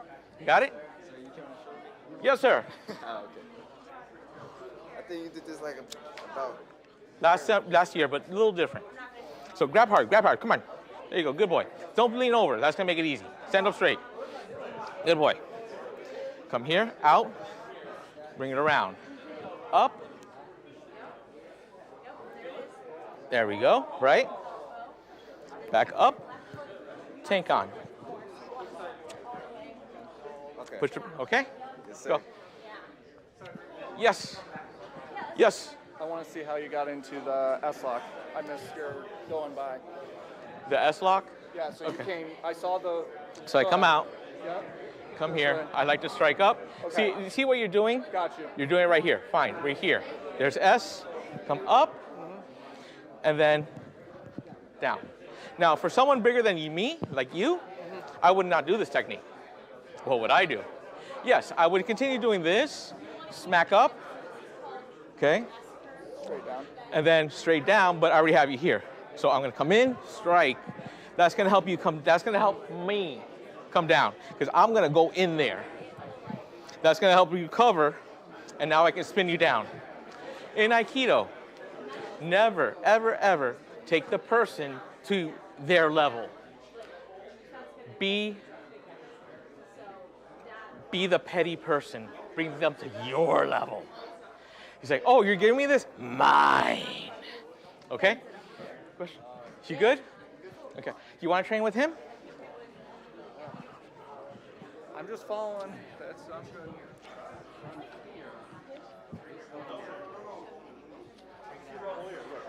Look, if you grab me. So what's going on? Come on, don't be shy. It's okay. No, this is something. Come here. Grab my arm. Hi. Get into stance. I hami. Other way. You want to mirror me. Okay? So from here, I want to create that connection, because if she's really grabbing me real hard, better yet, let me do it on him. Okay? He's big and strong, right? He's going to grab on. Come on. Really, there you go. So if I try to force myself to do this, am I playing around? Am I really trying to turn? Okay, I can't do it. But the moment now I get to take him. He's bigger than me. He's stronger than me. I don't care. And I even kind of, when you relaxed, I kind of let go a little. I relaxed with them. Okay. Aikido is like you are a crowbar wrapped in silk. Yes, oh, that's nice. I can do this. That's fine. You don't want to listen. Bong! Okay? So I want to take him, turn him, hit up. There we go. From here, I rotate out, grab the elbow, come around. Make sense? Okay? Make sense? catchers between people. Would you bring it down lower because I want to just flex my body instead of So, you want someone who's tall, right? He's taller than me. He's stronger than me, right? I'm sorry. Thank you so much for letting me steal him. I apologize. We were waiting. Okay. So, we do a round. Let's just do this nice because this is not the part that she wants. Right here, right? So she's here. I rotate out. Grab that elbow. Okay, am I hurting you? No, sir. Okay, thank you. So now, take here. Keep everything in my center. Okay? Remember, as I said before, in Aikido, don't go to their level. Be petty. Take them to your level. Okay? This is why I joke, to relax. Okay? Now, yes, sir. So, do on me again. Hold on, where am I grabbing? Yeah, I'll grab you. Cool. Okay, grab on. No, what? That's a grab? Yeah. Okay, that's a grab. Okay, so step off the line. Keep everything in your center. Bring them around. Hit. Now, this is the section that I was wondering about. So, I know your Aikido is very different from the stuff I have done. Why do you not want to keep me here? That's my question. That is a great question. Okay, And so I have you here. Right. Why? Okay, there's one. Okay. There's one. Okay, but if you're here, I gotta fight you. Right. You're bigger than me. With this, now see, you're off balance. See, this is what I was thinking. I was thinking you shoved it up to get me to go back. So my natural reaction is when I want to come forward, like you're baiting me. Mm-hmm. Okay. Aikido is like dancing. Okay. Aikido's like dating. Okay. Regardless of what you want to date, do you automatically go in and no? No. Okay. We don't do that. We're dating. Okay. How you doing? Everything's good. Oh, will you look at that over there? I mean, it's just absolutely amazing. Yeah, that's what I was thinking. Because I've seen a lot go up, especially in like a kid kind. Mm-hmm. Okay. 1 second. What time is it? Okay. Well, Oh, I think you finished like 1:15. All right. Let me get to the next one. Okay. Attention! Okay, so the next one. Who was the second volunteer? I think you want to volunteer, right? Come here. You're mine. Okay? I love this. I love when people volunteer, okay? Because I will give you everything I got to make sure you learn everything. Thank you. Now, so we're going to do something a little different. Go ahead, grab. Grab hard. Okay, he's hurting me. Okay, good. Good. So now we're going to do the same thing again. Bring him around. We're going to come up. Now, instead of going behind him, we're going to step forward and do the easier one. To the left, to the right. And that's it. Bring them down.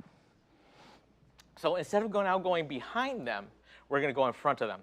So the last technique was called katate tori, Ik-Kyu, ura. Backwards, taking them back. Whereas now we're going to do katate tori, the name of the attack, Ik-Kyu, the name of the technique, omote, which direction we're going, forward. So now we're going to go, oh, what is that over there? Omote. Okay? So as we come around, we do this. By the way, if you actually continue doing this like this, I'm going to break it out, and I'm going to come in and break your elbow. Yeah. Okay? Sure. So I need you to constantly be looking at me, but you got to keep yourself safe. Sure. Okay? So it's okay. Come around, up. You see how you're facing this? You gave me all this free real estate to hit. Oh, yeah. Okay? Hit, hit. Face me. There you go. So now you have something. So if you want a snap kick, it's not going to work. Yep. But you're going to take the elbow, smash it to the ear. Again. Down. Okay? So we're going to go frontwards this time. Does anyone have any questions, comments, or concerns? No, sir. Oh. Going once? Going twice? Thank you. Katate tori, Ik-Kyu, omote. Hajime. And grab different partners. Switch it up. Grab different partners. Come on, go over there. Go over there. No, actually, I want you over there. You want me over here? Yeah, Okay. you train with different people. Okay, good. Find someone. There you- The man is right here, so he can give you that. I see nothing because no one's asking me questions. Give you that advanced tutorial. So. Okay. Your step was around to the weak side, yes? So, who's asking the questions? You or her? We both are. Okay. We study. So, grab. Grab like you mean it. Oh, I like this. Do me a favor, step over here. I'm going to break her line, her center line. I'm going to break it. Okay? So I come out. See, notice how that's already going? And she's going to follow me because she doesn't have a choice. I'm going to come up, grab, pinch, grab here, the elbow. Okay? I'm going to step forward, down, step forward again, and we're going to get away from the shoes. Okay? Your turn. I want you to learn. This is how I like teaching people, because some people, okay, so good. You're grabbing out. I like how your fingers are turning white. Beautiful. That means he's got a good grip. I can't feel my hands. He's cut off the blood. So I want to come in. Why are you breaking out? Why are you breaking? Foot movement here and okay, yeah, good. Okay. So I want to come in and just start breaking his balance. Come on, there you go. I'm going to swing up, grab him here. Okay. I'm grabbing under his thumb. Okay. Because if I try it here, I got to rotate. It's hard. But if I pinch his thumb and rotate, it's easier. Now it goes here. Now I step forward. Oh. Sorry. There's what? Yes, this is on the test. Oh, but is this assuming that they don't let go? Like they Even if they let go, okay, so even if I'm here, okay, and he lets go, and he's trying to do this, I'm already here protecting myself. So now I got to change it up. He wants to let go, that's fine. If he wants to come in, right. oh, I'm sorry, I'm so sorry. Oh, no, this is good on. Okay. Yeah. But you see, Yeah, I'm doing this all left-handed. I had shoulder reconstruction. Oh, so shit. Over here, so. okay, so I will try to be, Good. I'm good with this one. so come in, get off that line, comes here. I'm going to step in, try to get his balance, and then I'm going to in. Okay? All right, any questions? No, Okay. we're good. Any questions? I would like to see. I would like to. No, you're going to experience it. Okay. No. I want to You're- experience it, but I want to. Other hand. Other hand. Inside grab. Okay? So from here, I want to actually break you. So if I try to pull, I can't, right? But if I break your center, and now I turn you, you got to go. You don't like? But I would let go. So can you teach me the other way? Because if you were trying to whirl me around, I feel like I would let go. This part is an exercise. Okay. It is to teach you connection. Got it. Okay? Okay. So this part where I'm trying to worry around is to teach you connection. Whereas I'm here, Okay. air comes in, bounce, here. You feel that? Yeah. So I'm trying to teach you that. Okay. But that takes years. Okay. And so then with that, come around, I step in, punch. Now I push this over. Okay? Got it. Thank you. You're welcome. Position wrong. She's too stiff. She's getting the feet Relax. wrong.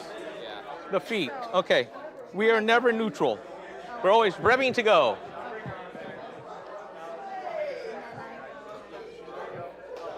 Oh. Question. How much time do I have? You just had 15 minutes, so you got Thank you. All right. What was next? Oh, Mototori. Two-handed. There you go. Okay, got it. Had to download the information. Did I do something wrong? I just got here. But since you said that, I'm going to say yes and show me. Okay. Up? No. No, I did something. I knew I was doing something wrong. Get out of here. Okay. You, come here. Grab. Grab hard. Okay. So I want to break your center. Okay. Bring it around. Okay. Up. Step. Yes. Circle, circle, circle. Okay, this is all about circles. So come. There you go. Come on. Other hand. Good girl. Okay. So as soon as I get out of that line, here, right? Now we go omote. But all circles. So this way, you can get fingers in too if you need to. Am I correct? I have no idea what you're doing. I don't even know what the name of it is, but it's basically. All right, let's get the Z. Okay, so we're doing Nikyo. It's not Nikyo. It is Nikyo, but it's not Nikyo. Oh, really? Yes, that's the way I look at it. So we're gonna practice, Nelson. Okay? So, Aihami. Say? Aihami. Aihami. Yes, whatever hands towards your foot forward. There you go. Okay? So, we're here. We break his center. Okay? So with that, get off the line. Come around. I'm just doing the short version. So we're here. I grab under the thumb to pinch and I roll out. Oh, you guys on the thumb. Yeah. I don't want the thumb here. Go ahead, grab. What are you gonna do if you have that? Go, show, go. You don't want that thumb. You want to grab the thumb. Okay? So now I'm gonna go forward. You see how that got him off balance? That's all. So once I get him off balance, now I continue going in, down. You got it? Yeah. Do you want to show you? You want to feel it, because if you feel it, you can do it easier. So like I say, some kids, you can tell them and they understand. Some kids, you show them and they understand. Other kids, you got to give them a fork and let them stick it in the socket. Yep. Okay, so I do all three. Yes, sir. So, Aihami. There you go. Good grip, right? All right. Huh? No, that's not kaiten. Oh my God. Tension, it's going forward. It's not Tenkan, it's, you're making me go through less. Here, watch this. I'm gonna do it with him right now. Okay? So I wanna break your balance. Okay? So I'm here. Up. He wants to be here. Grab him, right? He's bigger. So for me to come in and do this, it's gonna be harder. But notice how he's off balance all the time.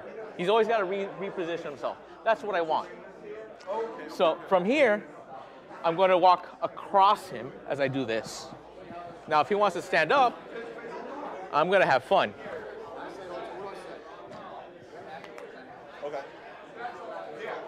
Okay.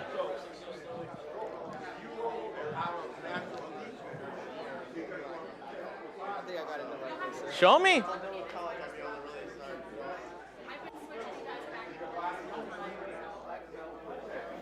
Yeah, you don't. That's perfectly fine. It's better than these guys who are not asking anything, because you're actually asking. Okay? So I'm going to leave you to the side. You get to take a break. You're going to watch. I don't know your name. That's okay. Jermaine. Okay? So do me a favor. Step on this side, because I want you to watch this. I'm going to break his center as I step out, and I'm going to bring him here with me. Step up.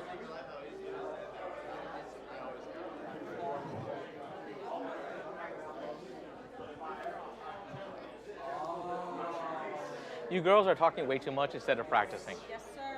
Thank you. Practice. Yes, sir. Practice. Practice. Come on, guys.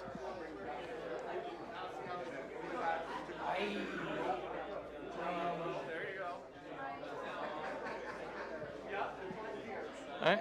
You guys are good? I believe so. You want Okay. to do it? You want to show him or no? You good?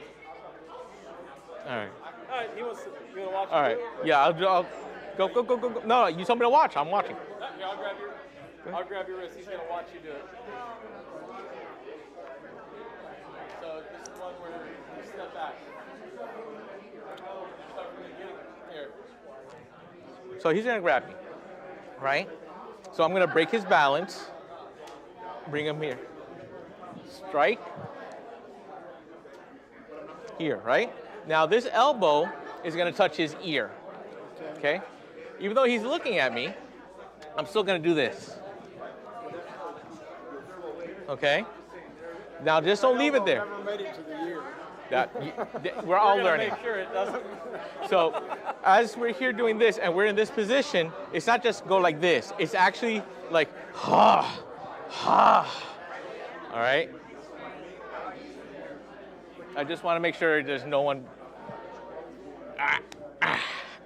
Okay, so from here, I'm going to go all the way down. See?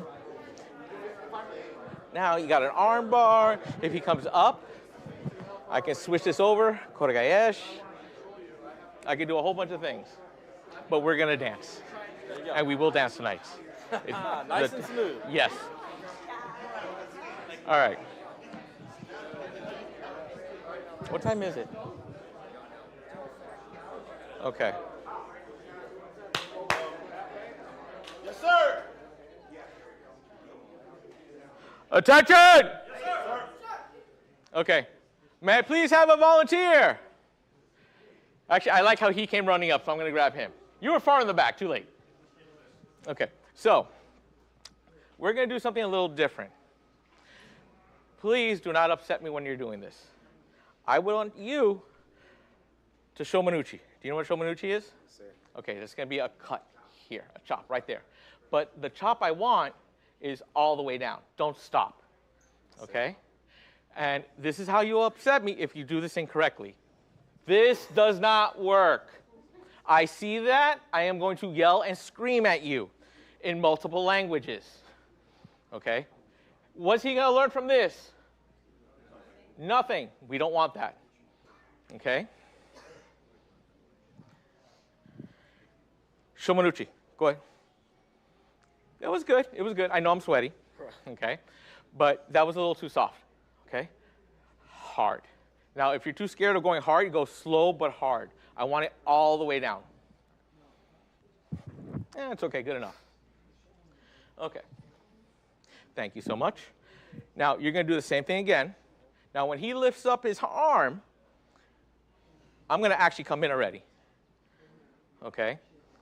So if he tries to push his energy, his kinetic energy is going to come from here all the way down to my back foot. Okay? So he can do this as much as he wants. Where's my phone? Hey, Google, call 911 or Siri's or whatever. Because he's just going to be here just trying to hit me. And I'm just like, okay. Now, how do we turn shomanuchi Ik-Kyu? Now, do you want to do ura or omote? Ura? Okay. So we come in again. I step to the side, get off the line. I like to shoot up to give that extra protection because if he tries to go with his elbow right now, elbow. There you go. If he tries to do that, I have the protection here. Okay? You're supposed to grab up here, but I don't like that because if he does the elbow trick, thunk, I don't like that. I like to shoot up here like I'm holding a samurai sword, and then as I'm coming down, I'm here set up. Okay? So for those that want to be mean and vicious, please come over here. Right there, perfect. What is this position? That's right. Break that elbow. I don't want to do that. I like him. He volunteered. I am not going to abuse him much. So from there, we can just pin him on the floor. Okay? So once again, the moment that arm gets raised, I'm already coming in. Okay, as James said, sen no sen, or what was it, go no sen? No, actually sen no sen because I'm reacting as he's coming up. I'm not waiting for him to come down. Because if I do this late, God, this is going to suck. Okay, because if I'm late, ow. Okay, if I'm late, ow. Okay, if I'm late, ow. That's what's going to happen. But even if I'm late and I'm out of the way, I really don't get hit. I may get somewhat of a swipe, but I'm okay. It's not going to hurt as bad as getting donked on the head. So as he lifts up, I'm already going to the side, shooting. I like to shoot here. I don't care if my hand's past him, past his arm. I don't care. Because as I'm going down, it's going to fall into place.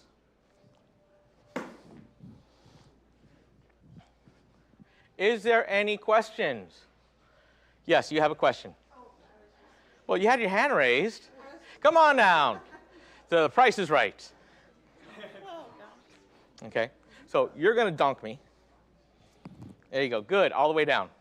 So as you come in, I'm lifting up. Notice you see she's already off balance. That's what I want. I'm messing up by not actually continuing the movement. So as she comes in,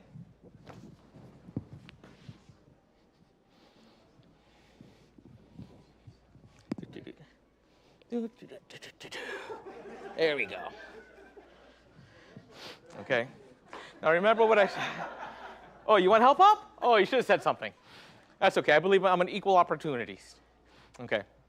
So now, if anyone has any questions, does anyone have any other questions?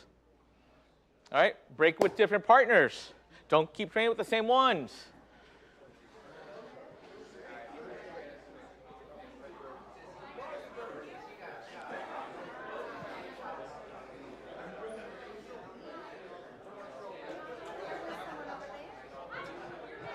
Sensei.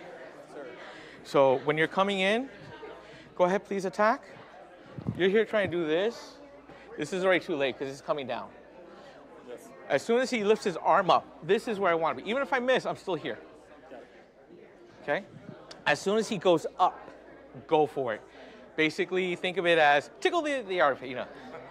Okay, but you want to get in there. You're attacking as the arm goes up. Yes. I'm already here. So, except I'm going to be in this position. Yes, so here's the thing. You are so close to him, in front of him. You want to be to the side. Yes.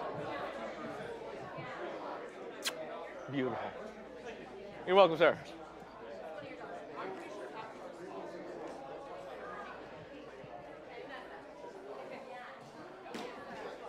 You have to turn when you do that. So, 1 second. So you have to turn. I'm here, right? You notice how you're off balance. Beautiful. Notice how I'm turning. You're there. You can still stand up. Don't care, because I'm going to drive that elbow in.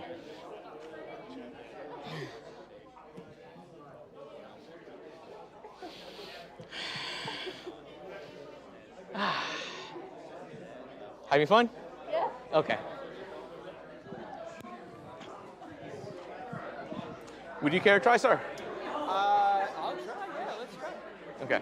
So as soon as he lifts that arm up, it's already too late for me. This is bad. This is really bad for me because I don't have the power to do anything. He's going to bonk me. Bong. Okay. So again, please. So as he comes up, I'm already here. I don't care if I keep pushing him and he keeps going like that. Oh, he wants to continue going down. He's going to help me. There you go. Fantastic. Whee! On my own Disneyland ride or Disney ride. Turn. Nope. You got to turn the body. Okay. You're learning. This is hard. I'm not gonna lie. This is hard. Okay. So as Shane attacks, I'm lifting up, right? Notice I'm here, and as I'm coming around, I'm turning my body. Okay. Everything stays in front of you.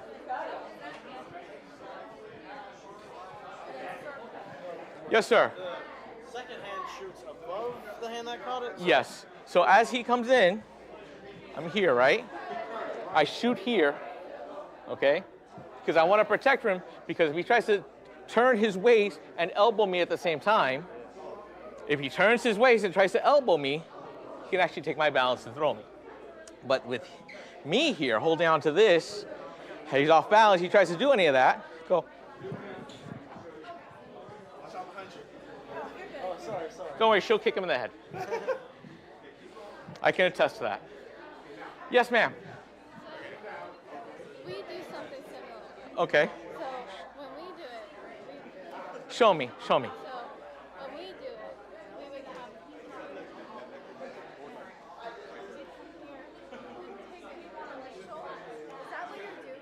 No, it's different because I know which one you're talking about. As you come in, you're trying to stop it here. That is a bad mistake. Reason why I say that's a bad mistake. The hand is faster than the eye. All right, magicians use it, and guess what? It's true. The hand is faster than the eye. So you got to predict and react. I don't like that. I'm going to go for the slowest moving part. Where's that? So as you come to attack, I'm here. Now, so even if you try to elbow me, you can't. So that's why I shoot up. So you're pushing from your whole. No, it's, so remember, think physics, okay? You're taking your energy, I'm gonna attack you, okay? Get right here, I'm going to attack you. I'm lifting my arm up. You see, you took all my energy that was building up to hit you, and you pushed it back, okay? Now, you're gonna shoot up here, because if I can elbow you, okay? Now I can't do anything. But if you go back more and tank on, swing your back leg like a tail, whee! There you go. All right? So I don't like attacking the hand. I'm old, I'm slow, I can't. But I can tickle your armpit. See, I like to joke, it's fun. Awesome. Thank you, sir. I'm just watching. I'm learning. No, because this is with swordsmanship, correct? Yes. Aikido Ik-Kyu is based on the sword, on using the sword. All of it is a sword motion. So, Bring your hand here. That was better. so the way that I do it, okay, when I draw my sword, I'm here. I'll push with the thumb, come out, and then I will actually rotate to get it out. It's different ways. I learned Aido a different way. Okay? Yeah, you can pull it out, and then when you try to pull it back, your arm's still there. There's no momentum. There's no force. But if I just do this, See, the way I was taught is this comes out and I draw it back. yes, that's one way. So, and that it's the snap at the end.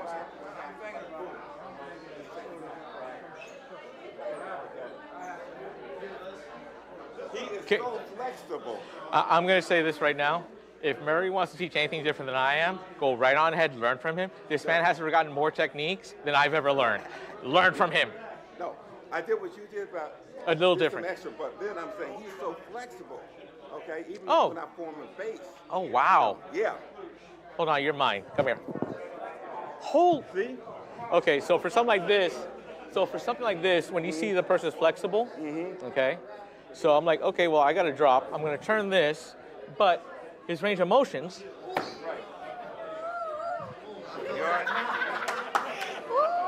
So rubber band man here. Right here. Okay. Angle. But here's the thing. I'm not just doing this. This is chikaka. This is garbage. This does not work. Full body turn. You're on the floor. I am facing my opponent at all times. Okay? Because once I stomp him, I'm going after you. I'm going after you. I'm going after you. I am a machine. I am going to go after the next person to make sure my shogun or my lord is protected. Right. Okay? Samurai, vassal. I forgot the correct word. Okay? You are someone's puppet. Your job as a samurai is to protect your lord, and guess how that works? Through blood. Okay? Whether yours or the other person's. Guess what? I would rather sweat more to make sure I bleed less. Okay? So as soon as I'm done with him, my lord's still not safe. I'm going after you. I'm going to go after you. I'm going to take out as many people as I can. Now, a little bit of history here. After battle's done, let's say, no offense, I kill him, but he actually has a bounty on his head.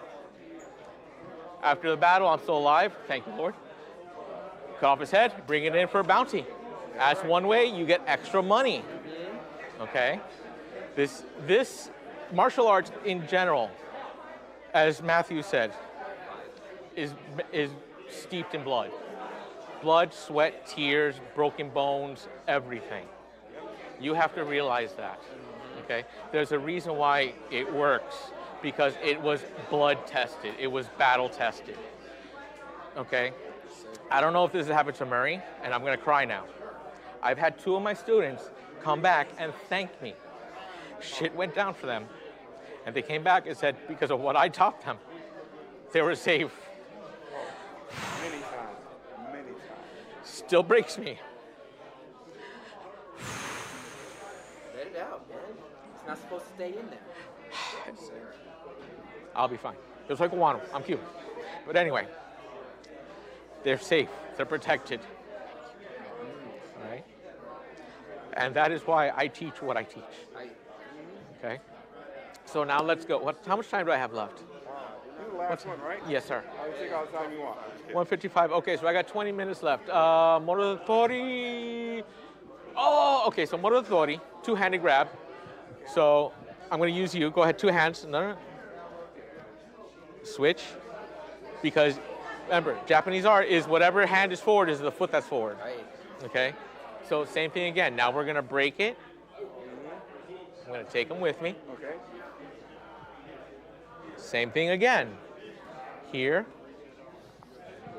Down. Mototori, 2-handed. And the reason why he's grabbing me is so I can't get my sword. Even if I try to pull my sword here, I can't remove it from the scabbard. Right. I need to use, let go please. I need to use my thumb to actually pull it out. Okay? So if I can't do that, and let's say his friend's coming up, okay, he's coming up, I got to do something. Going mentally, right? Okay? So Mototori. All right, so let's do that one. I'm going to use you this time. All right. On deck! Okay. Nelson, may I please have you, sir? Okay. So he's going to do Mototori, 2-handed grab. He wants to make sure that I am, as a samurai, police officer, whatever, law enforcement, that I cannot get to my gun, even if it's here on this side. Let go, please. Other side. Actually, you know what? Let me do this. May I borrow? Thank you. Yes. Yes, please. Thank you. So, now that Florida is an open carry state, he wants to make sure that I can't get my gun. I can't get my sword. I can't get my knife. Can't get my cell phone. Okay? He wants to make sure I'm immobilized because his friend's going to come up. Okay? And wants to hurt me. So, as I break him again, come around, down. Okay. So, it doesn't matter what side he wants to grab. If pretend this plastic gun is a sword.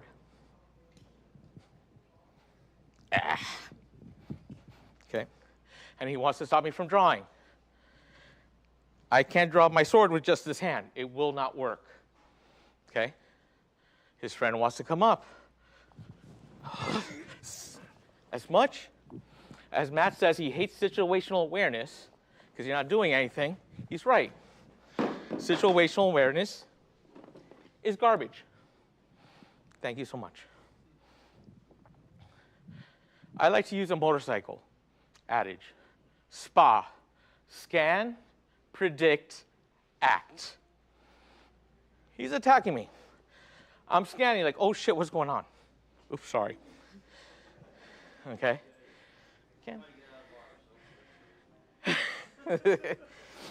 Can I get a Dove? I like the flavor. Okay, so I got to scan, make sure no one else is around. But it's Florida. He has friends. Okay. Scan, predict, his friends come. The moment I see his friend taking a step, I'm going to do something else. Scan, predict, act. So, thank you so much. I really appreciate it. So once again, come here, break.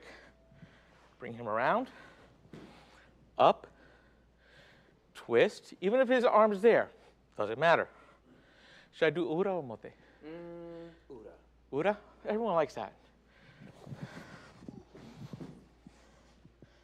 Now, from here, if the person still has space between the floor and the stomach, I like to push in. Does anyone have any questions? I can't hear you. Questions? Questions, questions, questions? Same thing again. Same principles are behind this. Just a different attack on the technique. Instead of one hand, now it's two. Thank you very much. Please grab a new partner.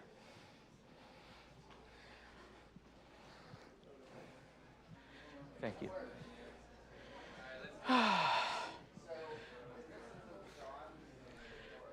Thank you for letting me borrow this. So.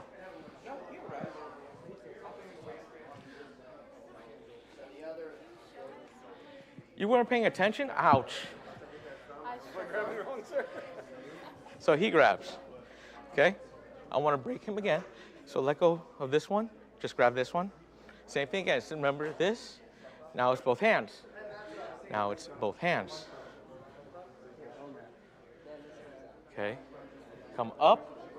Doesn't matter. I don't care if his hands are crossed. He really can't do much because his hands are crossed. Now it's mine. Okay? So is this the same technique we did? Yes, in the beginning. Okay. Same technique in the beginning, just a different, different attack. Okay? Yes, sir. Yes, sir. No, I refuse. I absolutely refuse. All right, what's up? Come on, show me. So what do we do? No, do you grab someone like this normally? Is this how you normally grab? How do you grab someone? Thank you. Because I was about to yell at you. Okay, so go, show me. So is it like this one? So when you're doing this, no, it's not that one. Let go, let go, let go, let go. Over here, grab, grab, grab, grab. Okay? So it doesn't matter. So I'm here. I'm going to break him here.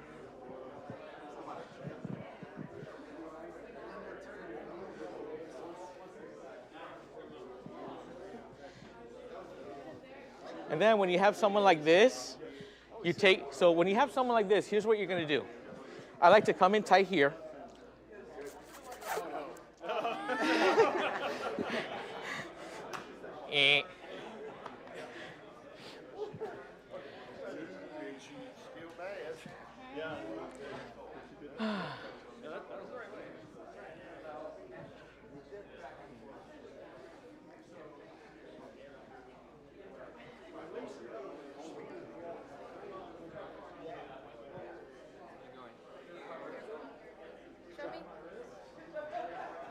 Good job. Good. I love this. Now get in the right position. And yes. Okay. When you're working with Japanese arts, same side. So if your arm goes up, your leg goes up. Okay? It's something, you're learning something new, and that's okay. Okay? I don't care what he says. Okay. So I want to break, bring them around, come up, but it's this hand, because I want to grab this one. Come up. Boom. There you go. I didn't thought you went the other direction with it. So if I'm here, I'm holding you. Right. So whatever side that I'm out, that's the side I'm going to turn to. Oh, you're turning into just to break. I was thinking. You're breaking center, okay? Because if you are, get strong. Grab me and get strong, okay? You're right here. Right foot forward, right hands on top. Beautiful. I need to go this way, right? I need to break his center because if I push, pull, I can't. Go to side. He's strong. He is centered. I need to break his center.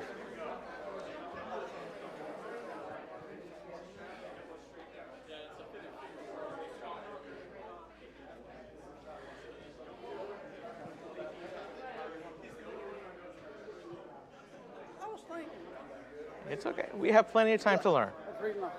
I was thinking you come to the inside with this, reach back over the top, here.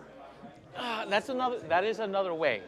Okay, that is. I thought you demonstrated No. out there. I wasn't? No. I must have been seeing something different. Thank you. Apparently I'm doing stuff wrong. That's okay. So, no, it's always break. So you're breaking to the inside. No, the inside or outside doesn't matter. Okay. It's whatever side you're on. Okay. So if I'm like this, I really can't do it because But if I'm on the same side as you, it's not going to work. Doesn't matter. Does not matter. Okay. Okay, I'm going to say something. Don't take offense. You don't matter. Okay? Me, my stance is what matters to me. Oh, okay. So I don't care which way you're standing. Okay? So I can be standing this way or this way. Yes. And if you, yes, so you're standing either way, it doesn't matter because I am going to take your balance. I want to break your center. Okay. So once I do that, now come up.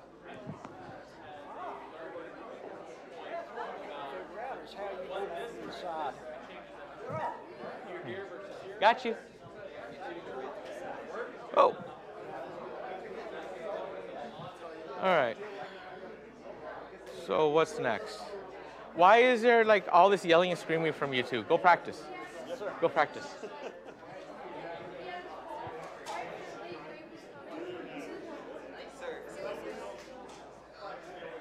So what are we guys talking about? We were Pokemon, real quick about the Beyblade. beach. No. It was about the beach workout. Like. Okay, it was are like, we at the it beach was right now? No, sir. What are we doing right now? The double-handed defense. I want to see that. Yes, sir. Train. Thank you.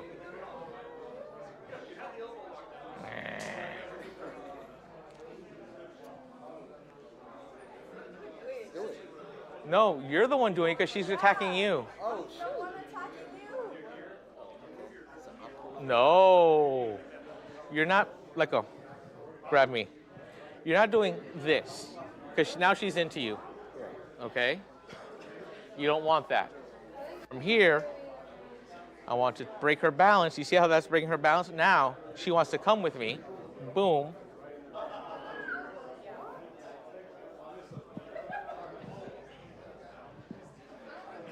She twirled too much. She thought she was a ballerina and twirled.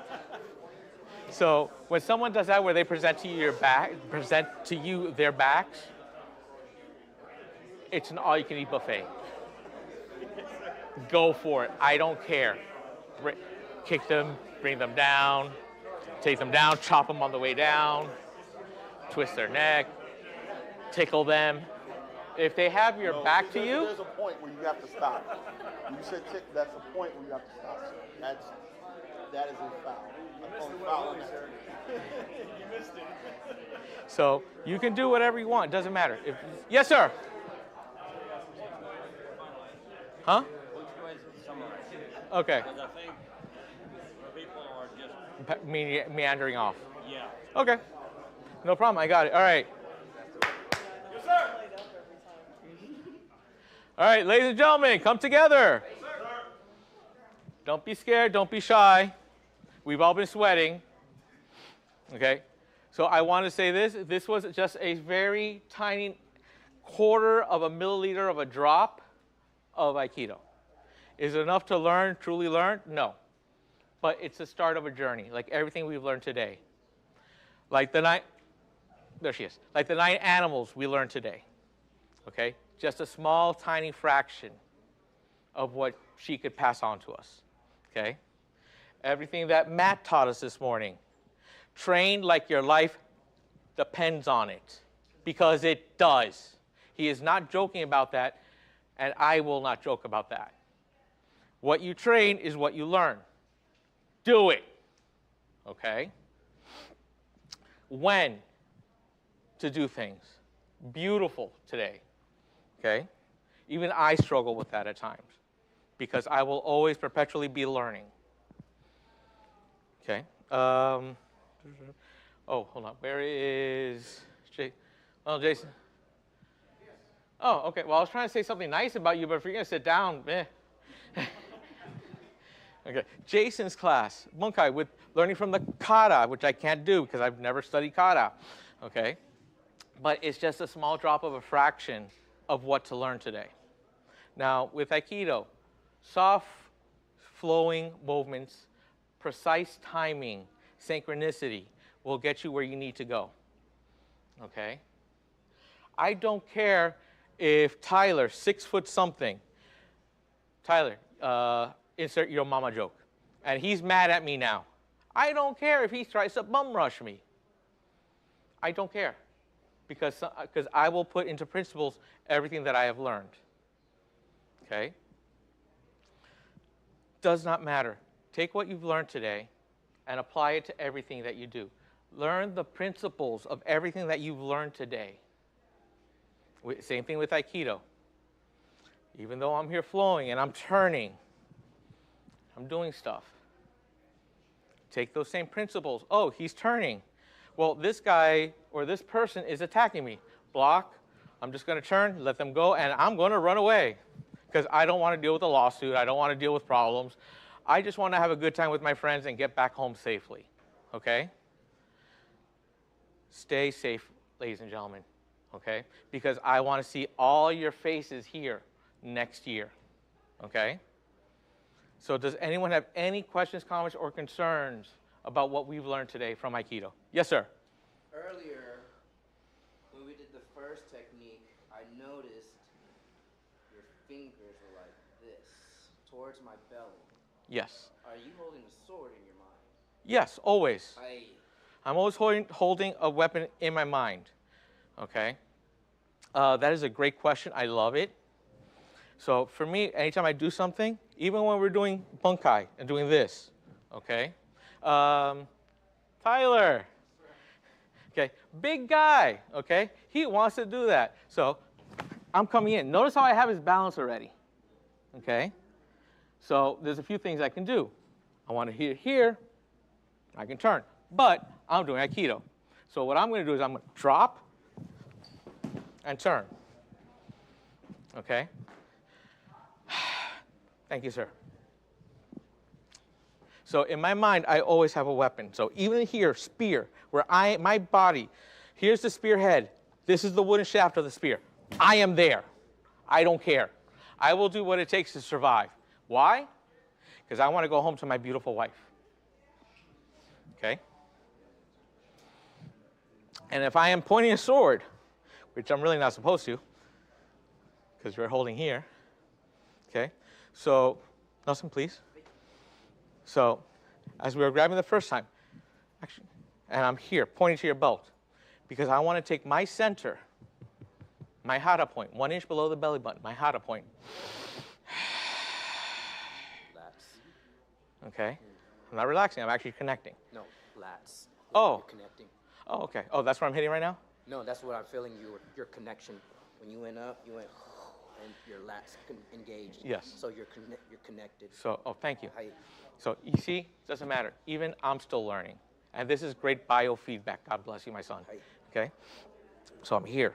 Got that sword right there pointed. Now, grab, turn. Ah.